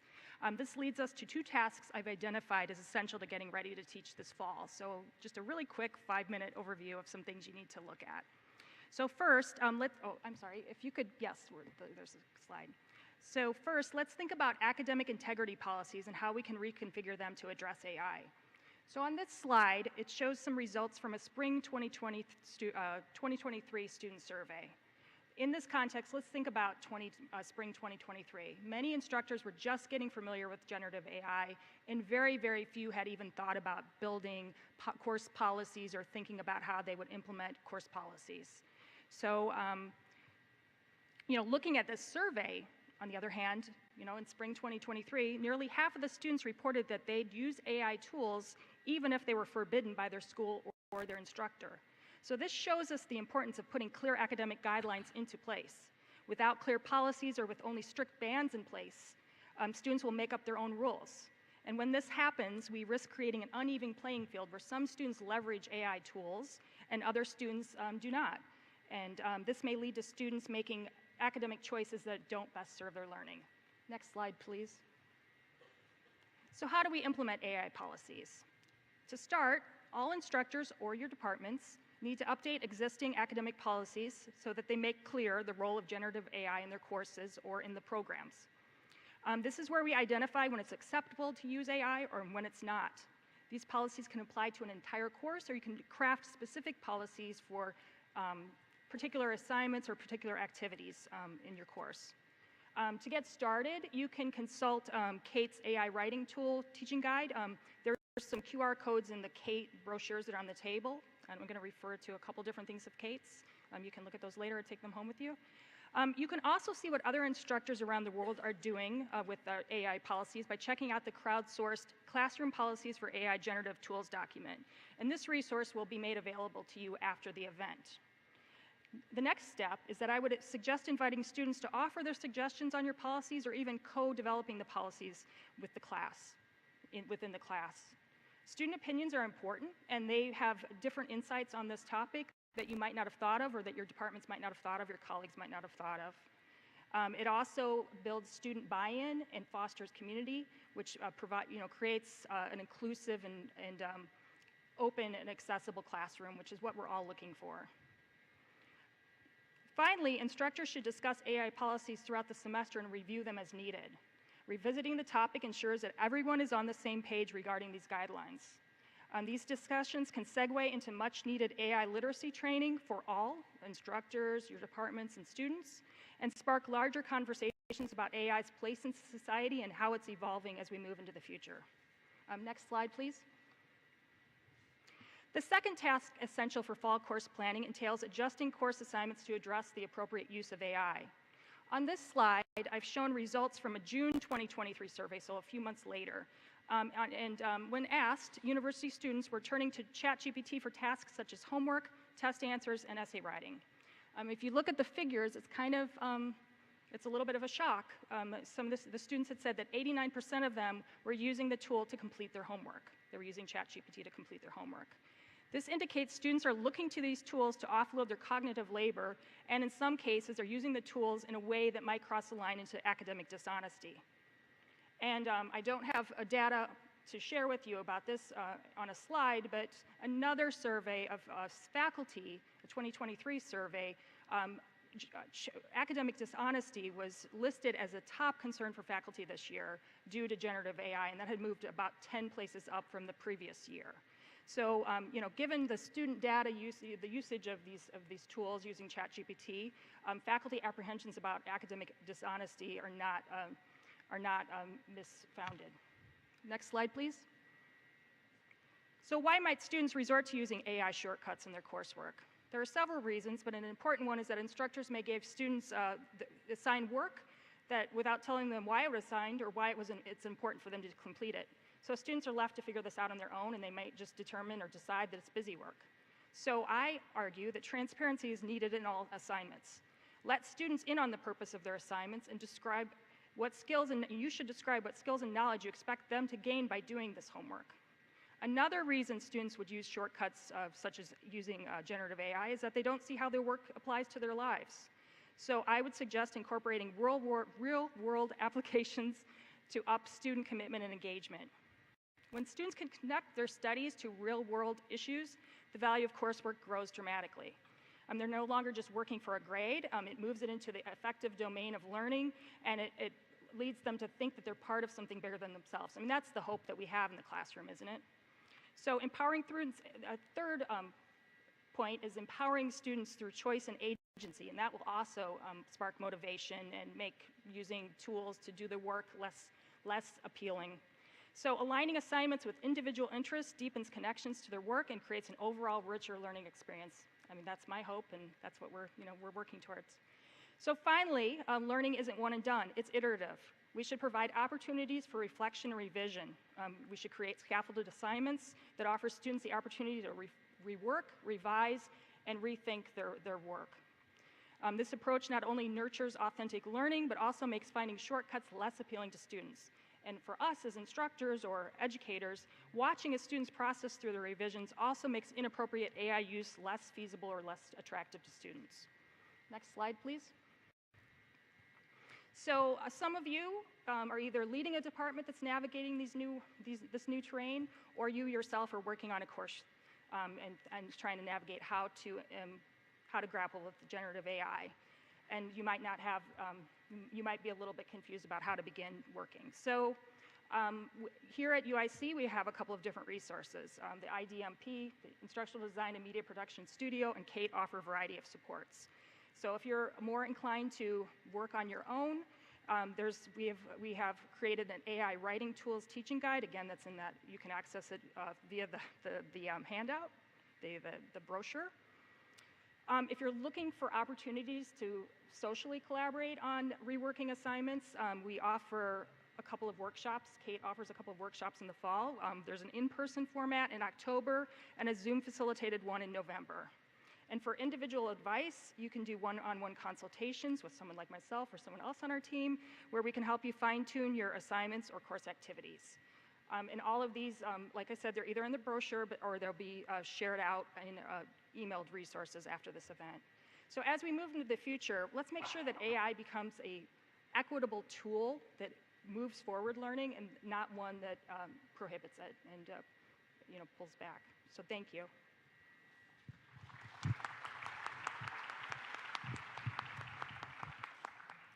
Thanks, Erin. So next slide, please. I'm going to keep my comments short because it's hard to go after all these other information-packed moments here from our other experts on the stage. So I've done some research in the space of artificial intelligence, but my current main concern, both research-wise and just here at UIC in general, is what happens in a socio-technical context. What happens when these technologies collide with the real world, and especially with students who are in many cases very rationally balancing effort minimization and grade maximization in their approach to coursework. So the worst thing that we can do as leaders, whether in academic departments or other units, is to refuse to intentionally engage with these technologies, either by banning them outright or simply ignoring their existence. They aren't going anywhere, and your team, your colleagues, and everyone will look to you not just to provide guidelines or to provide policies, but to set the tone when engaging with this new development. So I want to encourage you to experiment with these tools, share what you've learned, and inspire your colleagues to do the same. And as much as I hate to use it, there's already this one overused idiom in the generative AI conversation that AI is not going to take your job. Someone else using AI is going to take your job. So it's incumbent on all of us to be familiar with these tools, even if it's just to confirm that they aren't yet going to take our jobs.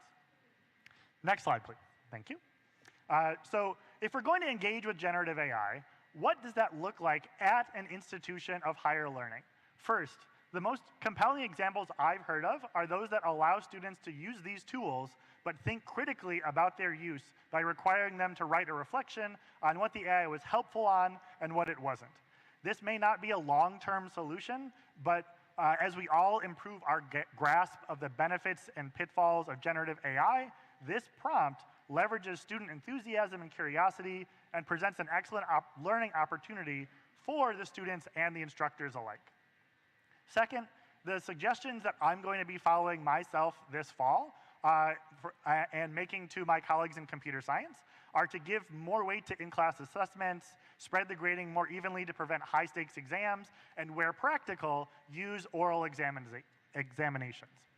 Our students and faculty in computer science actually really like oral exams because of the interactive nature, which allows a constructive oral exam that has the flexibility to determine what a student did learn, and skills that are practiced in those exams map very well onto the interviews and real-world conversations that those students are going to have during their careers. And finally, I've already seen this creeping up in my own thoughts. It is very easy to let the mere existence of ChatGPT give us excuses to discount students' legitimate efforts. Reliable AI-generated text detectors are absolutely not ready for prime time, and it's possible that they may never be.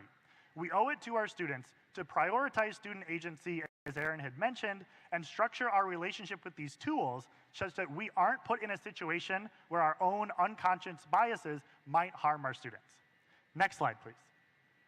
So far today, we've seen all the amazing opportunities in instructional design and healthcare situations throughout the university for using these new tools enabled by generative AI. But make no mistake, it creates plenty of problems and questions too. There are legal questions about copyright and fair use. There are equity issues regarding the use of millions of artists' freely distributed work for private gain. There are philosophical questions about whether generative AIs are even capable of creating new knowledge. And there are socio-political questions about how the benefits of these technologies are being distributed in society. And every single one of these questions are best investigated at universities and at UIC in particular. Where it's relevant, I'd love to connect with you and your colleagues, with computer science faculty working in all these areas, because these socio-technical problems require socio-technical solutions, and we absolutely need to work together to solve them. Next slide, please. So with that, I'm excited to move on to Q&A. I will be emceeing the Q&A, and we received over 50 really fantastic questions, and each of us have chosen 2 out of that set that we'd like to answer right now. and then we'll be taking questions from the audience. So, David, first question from our set. How will AI affect healthcare and medical education? Yeah, thanks. So we've mentioned some of the general suggestions around education already. I want to make a couple of comments on potentially medical education. I think most folks have been mentioning we should definitely start teaching this kind of thing in the medical curriculum. As a person who works with medical technology and informatics, I've wanted more informatics in medical curriculums for a while, but I think it becomes more and more important the more this gets advanced. We have to be teaching our medical students how this works, how it doesn't work, and the potential risks, because people are using this already without that formalized instruction. So we really need to focus on the safe use of it and when not to use it. And it's really possible that the medical professional of the future is going to need to use these tools, as the old adage says, already old, a few months in, it's about how you use these tools. And the more that you play with them, I don't know how many folks have gotten a chance to play around, it really matters the kind of inputs you put into these prompts. And so there's a real skill set here that we need to be imparting on our students. The way that we test, I think, probably needs to change. There's a certain amount of medical education you just have to memorize. You don't want your surgeon in the operating room not knowing their anatomy. On the other hand, there are a lot of things you can cognitively offload, and something like antibiotic choices, it probably depends on where you are, what the current resistant strains are, and so some other tool that looks at that and tells you, based on this organism, this is what you should do, might be better than testing people on exactly what everything does. Simulation is a big part of medical education, and I think there's some really great technology out there already, but it's also a little bit rigid, where there's certain scenarios, the dummy does this, there's a certain predisposed thing that happens, but this generative AI technology really allows that discrete set of things to broaden to be much more natural, and you can ask the patient questions, they respond naturally, you can ask much more in-depth questions. And thinking back to my medical school and resident years about question banks when you are studying for your exams, these question banks could suddenly become very interactive, where you not just select the answer, but it asks you why, and you have to explain it, and you're told whether or not you're correct. And so I think some of this asynchronous learning could really be enhanced. So I'm certain that there are many other things that are going to change I didn't mention, but those are some of the things that came to the top of my head. The other question that was selected kind of on the medical side is more broadly, outside of just medical education, what will the practice of medicine look like 10 years after generative AI is applied in medicine? Which is kind of the multi-billion-dollar question. If I knew that, I'd be lying to you. But I think the first thing I wanted to point out was I'm really curious to see where we land in 10 years in terms of how this has all been adopted. I mentioned some of the things that Epic is doing, which I think is very out front on this. There really is no good regulation for this yet. There's plenty of AI that is regulated already by the FDA, but they're for very narrow use cases. So there isn't really you can ask it whatever you want, and it'll tell you something, and how accurate does it have to be before you say that's okay. So there's a lot of folks wrestling with that right now. And I think it's really important that folks like us at academic centers, along with hospital systems, along with the FDA, come to some idea of how to put our hands around this, because right now there are no guidelines, and it's up to each hospital to decide what their risk tolerance is. And I think 10 years from now, I hope we have this more figured out. But let's assume that we're there and the tools have been refined. I think one of the most important things is, people talk a lot about hallucinations, which I think is particularly important in medicine. You don't want your doctor hallucinating things. But those are potentially solvable problems. And one thing that gets me really excited is if you were able to ground the AI more deeply in, say, the medical literature. We want to practice evidence-based medicine, but a paper comes out or multiple paper comes out, it's 10 to 20 years before we start practicing that. So what if we could more immediately assimilate all of this knowledge that's relevant to our patient, pull it from different sources, put it together in a relevant way, and you have all the medical knowledge at your fingertips. I think that could really revolutionize care. Expanded access is huge. You know, there's an existential question in my mind, even in the current state, of which is better, no response or a 90% correct response. You know, for more rural areas where there is no one to answer you, and so this expanded 24/7 access, never tired system, I'm hopeful in 10 years gets to the point where we can potentially offload some of those tasks and provide better care to people who are historically underserved, while maintaining the equitable framework that they're not getting worse care, which is really the dilemma that we're trying to struggle with. The last thing I'll mention here is clinical decision support. We have all these tools in the medical record system that suggest things that you do. It's very rudimentary, it's very binary, yes, no, and I think there's real opportunity to improve the care we deliver through more intelligent systems. Thanks, David. So Simon, can AI play a positive role in administrative work, such as preparing reports and other analyses? So for everybody here that is not teaching, but is interested in how to improve productivity, yes, certainly AI can be, but we have to understand the safety issues here.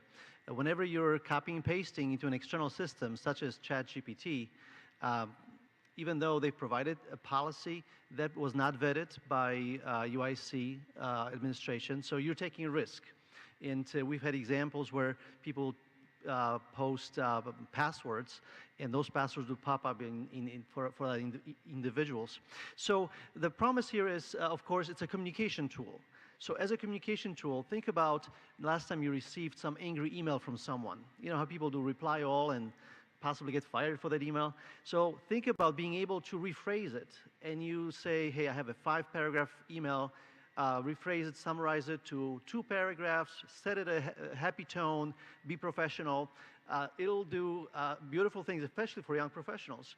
At the same time, when we consider working with data, if the data you're working with is something not covered by FERPA, if you're sure this is public data, something that you would put into a search engine, you can use generative AI to help you understand your own data, even to correct your code if you are using tools to extract data from other systems.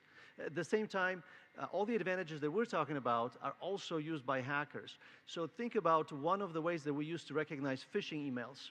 It was the grammar wasn't correct, the flow of the language wasn't right. Well, guess what? These will come in perfectly now.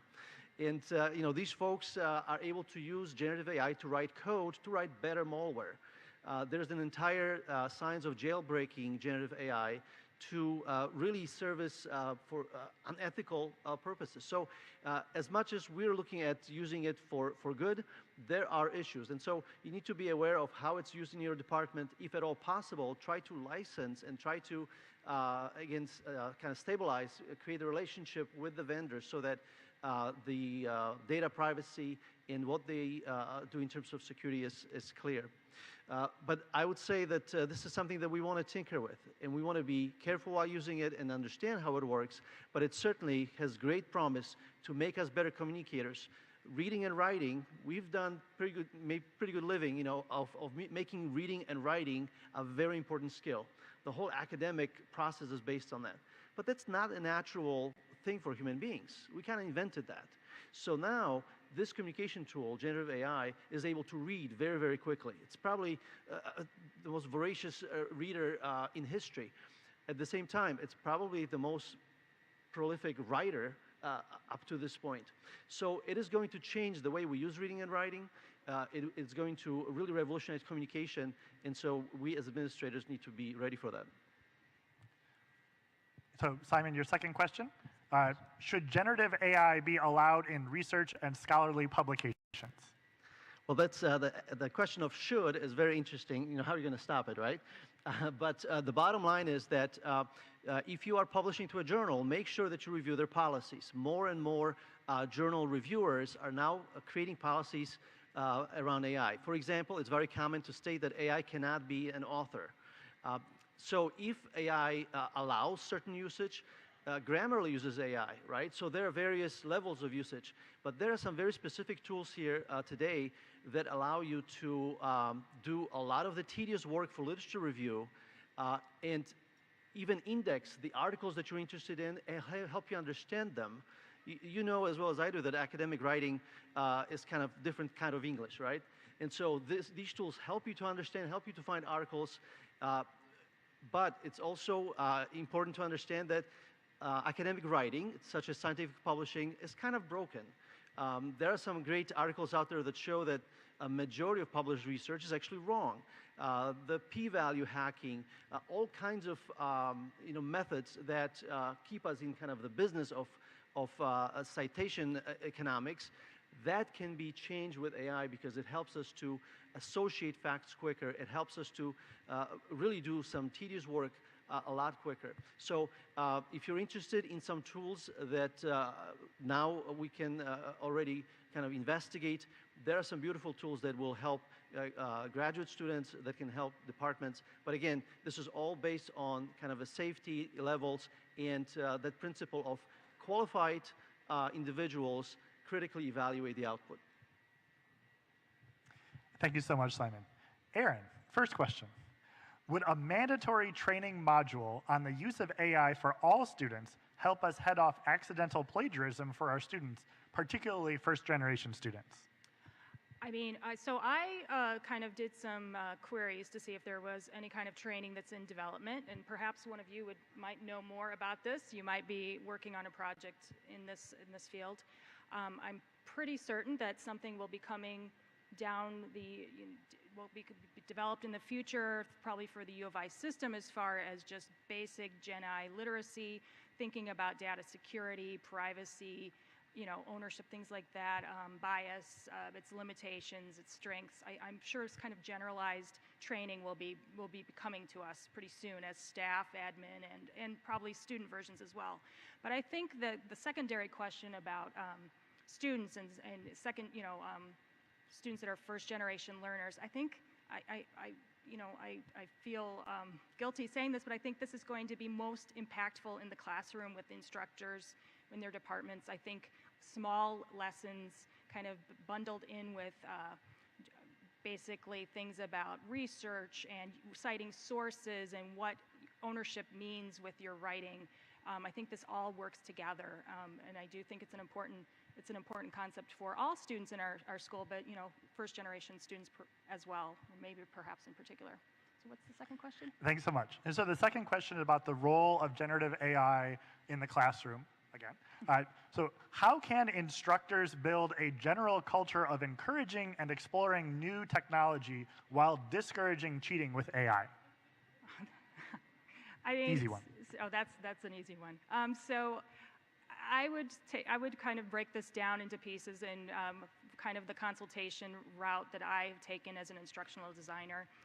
I would look at the assignments that you're speaking of, the ones that you feel are most susceptible to cheating, that you feel that students are not, the work that they're submitting is not really aligned with real thought or real labor on their part. I would work through those and I would also, I would test out the tools. I know some of you are not very comfortable with that, but your students certainly are. They're going to be putting your assignments and pieces of your assignments in those tools and seeing what kinds of responses they get. So I would play around with the tools and see what kind of output they get for the homework or the assignments or the assessments that you're creating, and see, what if this passes as something that's a C or a B or an A in your course, and I would work through that. I would do that process, and then I would think about what the learning objectives are that you really want the students to know, and is the assignment that you're presenting in your class really structured in a way that they are actually demonstrating that they know what you're asking them to demonstrate. And so using all of those pieces together, some of the things I spoke of in my presentation about social learning and real life applications, I think that can build some excitement. And guiding students in using these tools. You can, instruct them about, okay, it's okay to use it for idea generation. If you do use it for idea generation, please submit the file of the output that you created as part of your assignment. Share that with me, discuss your process. So I think just getting an active and engaging communication with your students throughout the work process is how to get through this. Thanks so much. So the final two that I have here, one follows on what Aaron was just mentioning right now. The question is how to best incorporate AI into courses, how to detect assignments using AI if AI has been restricted for said assignment. I really want to bold, italicize, and underline that we cannot determine whether a piece of text has been generated by an AI or not. And the most important, in my personal opinion, follow-on to that, the corollary to that, is really that if you think you can do it, you are almost certainly relying on your own biases with respect to that student, that whatever is happening with your own life that day, of whether that student has worked really hard on something or has shoved it into ChatGPT and just immediately submitted what was given back. So we need to check our own biases. We need to understand that it's not going anywhere. We have to engage it head on. And hopefully here the silver lining is really that this is new for all of us. Myself and everybody in this room has had access to this amazing, exciting, terrifying new tool for about 9 months. So there's a lot of enthusiasm, and I really do want us to explore this together with our students. And my second, and this is the last question from our prepared set that we received before the talk, I'm going to play a little bit of a favorite here. This was my favorite question of everything submitted. Will AI replace the need for faculty? I am faculty, and I am biased, and I'm going to say no. Shocker. But really, one of the things that I've heard in some of these discussions is that the most impactful faculty members are creating learning environments that motivate students. AI cannot do that yet. It might not ever be able to. And if anything, from what we're seeing in terms of academic integrity and the hurdles towards learning, it might actually be a headwind towards creating those environments.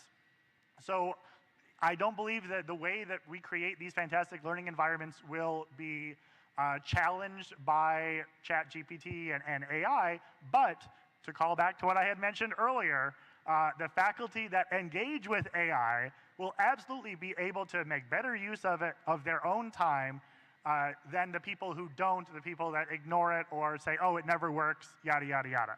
The same as the people who adopted email, the same as the people who adopted the use of Google into their daily workflows will become more effective at doing the things that they are here to do in the classroom, in the lab, throughout the university, than the people that don't engage with this. So please engage with the generative AI, and that is all we had for our prepared questions. We have backups, but if anybody in the room has other questions you'd like us to answer, we are all ears.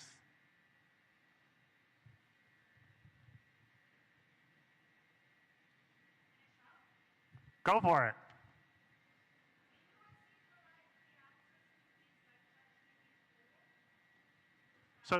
So the question is, will UIC provide free access to things like ChatGPT-4? I am not aware of that. I am aware that I can use my discretionary funds to pay for it, because as of this morning, I do pay for it. And I do think it's a fantastic use of $20 per month of my discretionary funds. But I do not have a direct answer for that. Yeah, I don't have a direct answer either, but I think I do know sort of peripherally that I don't know that there are like the purchasing models from ChatGPT yet. So I think you can ask them, can I pay you 6,000 times $20 a month? And they'll say, sure. But I don't know that there's like a enterprise rate from them yet. I'm not sure if they're ready for that, but yeah, I don't have a great answer either. I'm going to make some administrators sweat for a moment, but there is a way to license ChatGPT, and there are good reasons why. If you consider the difference in how the free ChatGPT tool responds versus paid, I asked, what are the reasons that Russia should attack Ukraine? And the free ChatGPT immediately defended, saying it's just a chatbot, versus the paid version gave me some reasons why Russians should attack Ukraine. So there is a difference, and we've considered this when we were evaluating a tool to prompt instructors with suspected ChatGPT assignments.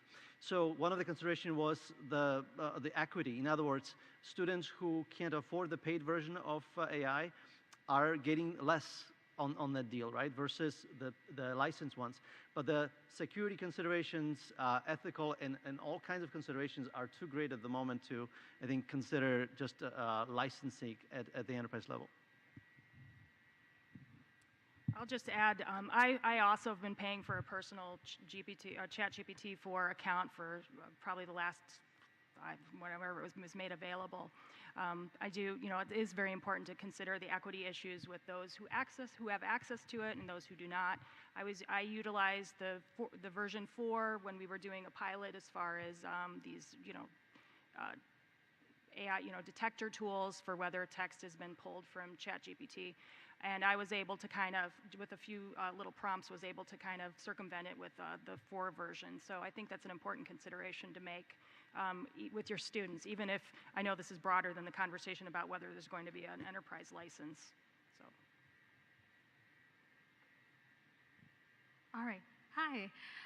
My question is on ChatGPT and the responses not being identified on SafeAssign. In the future, will they become accessible for faculty to see through SafeAssign on Blackboard? So this feature was already developed by Blackboard. We tested it, and we decided not to use it for the very reason that Chris repeated 3 times, and that is it's actually impossible at the moment because there is an arms race. Whenever there is a theme that inventors find for recognizing AI writing, there is AI specifically dedicated to hide that and to rewrite it, to make mistakes. So at this point, it's not practical, and possibly we'll just have to live with AI being really good at writing, possibly better than human beings at some point.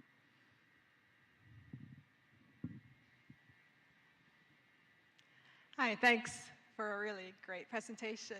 I'm wondering if you can talk about constitutional AI and whether you think the constitutions really help avoid some of the risks and ethical problems with generative AI. Thanks.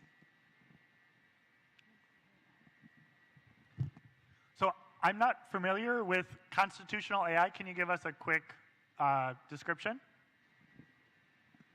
So there's a company called Anthropic that was started by 7 people who fled from OpenAI over concerns about ethics, and they have a product that was just released for public a couple of weeks ago called Claude, and Claude has a constitution. It has instructions about what it should or shouldn't do, that's taken from the international rights from the UN and all sorts of places, and it helps it avoid pretending it's somebody else, avoid making sort of racist or biased statements. It's pretty interesting. Yeah, I can definitely speak to that. So again, I'm in cybersecurity and privacy, so you can call me cynical here, but those types of guardrails, whether they're being implemented by Anthropic or any of the other purveyors of large language model-based chatbot tools or similar tools, are not really understood to be truly robust enough to prevent at a very high level of certainty, the types of things you would want them to prevent. A lot of those defenses are being built in kind of at the end of the training process.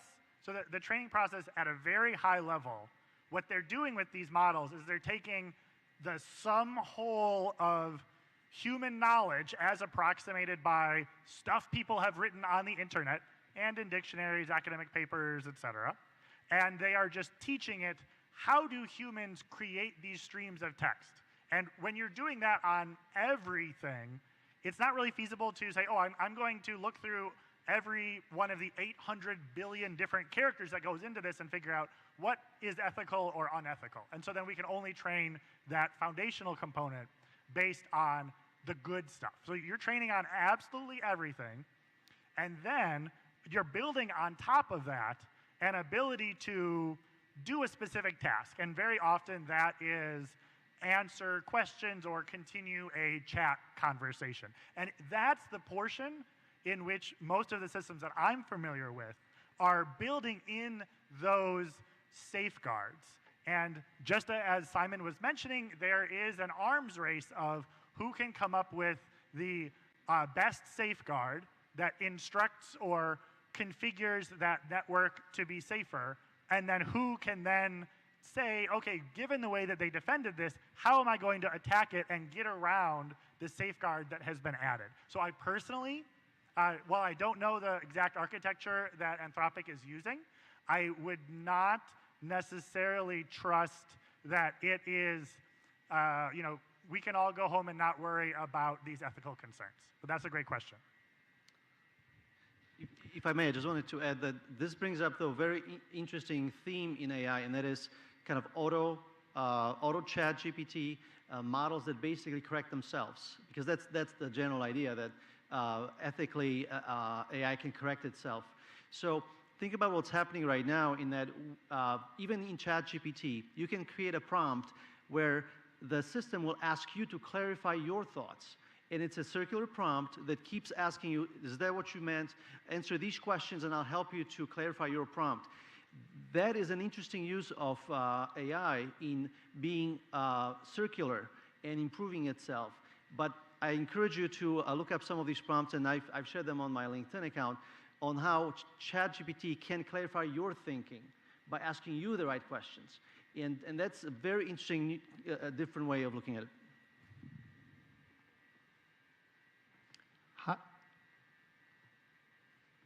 Hi, I have a few friends in the corporate space who have this like plug-in to Zoom or like Google Meet, and it allows them to like transcribe the meeting, and then they get an email after the meeting with a summary of the meeting. And I was wondering if UIC or the UI system has a subscription to a tool like this for us to use. So there's a tool called Otter AI, and what's interesting is that I've joined the meetings where all the robots show up first, and then their owners log in because they're usually late. These tools work, but again, privacy is here a concern because it's typically you are licensing it directly, and some of them are free. They work. They will not only provide you a transcript of the meeting, but they will tell you who was assigned what task, and they will provide a summary of what happened in the meeting. Again, you can have that assistant join any meetings that you should be in, and then just provide you with a 5-minute summary. Now that's an interesting way of doing business, probably somewhat our future, but certainly we want to develop enterprise relationship with vendors like that when they're ready. At the moment, these are kind of still prototypes, things that we are investigating but not investing as an institution. We have one last question. Just a comment, really. One of the things we didn't talk about today outside of coursework is the applications we have on our campus. For example, our students use ChatGPT to write their Board of Trustees graduate student tuition waivers. Obviously, the committee didn't accept those, but it raised interesting questions within our college about what we're going to say about all of those types of applications students are applying for on this campus. Thanks.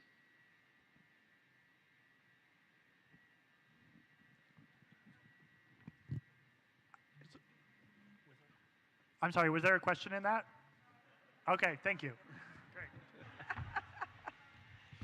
So please join me in giving a very special thanks to our expert panelists, David, Chris, Simon, and Aaron. Thank you, you guys. It was fantastic. I'd also like to take a moment to thank Chancellor Miranda, as well as our breakout session leaders for their time and energy today. Rafael Flores del Cavalier, Nicole Bursa, Carol Peterson, Lynn Thompson, Natalia Lopez Yanez, RJ Sari, Diana Serino, Mike Stife, Fred McCall, Lori Schellenberger, Thomas Warfield, Dara Crowfoot, and Christopher Blakely. Thanks to all our breakout session people. And a tremendous thanks to all the staff and support volunteers from the various units, including the offices of the Vice Provost for Faculty Affairs, Vice Provost for Academic Programs and Effectiveness, the College of Liberal Arts and Sciences, the Chancellor's Office, the College of Education, and the Offices of Diversity, Equity, and Engagement and Global Engagement. We appreciate your time and effort in making today possible. I especially want to thank my staff in the Provost's office, Tyler Nielsen and Alana O'Connor,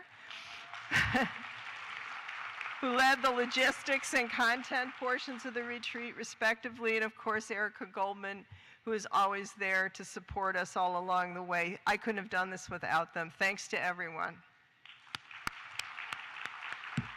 So it's my hope that today provided you an opportunity to connect with new and returning colleagues and develop a better understanding of what lies ahead for UIC and higher education, while also providing you with useful resources and tools to fuel our success this academic year and beyond.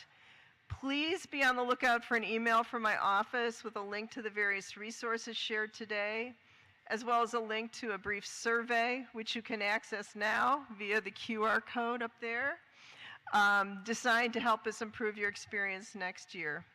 I hope you will take advantage of these resources, encourage your colleagues who weren't able to attend today to do the same, and then together we can continue our incredible trajectory and fulfill our mission to provide the broadest access to the highest levels of educational, research, and clinical excellence as a public, R1, and minority-serving institution. So thank you and best wishes for a successful and inspiring academic year.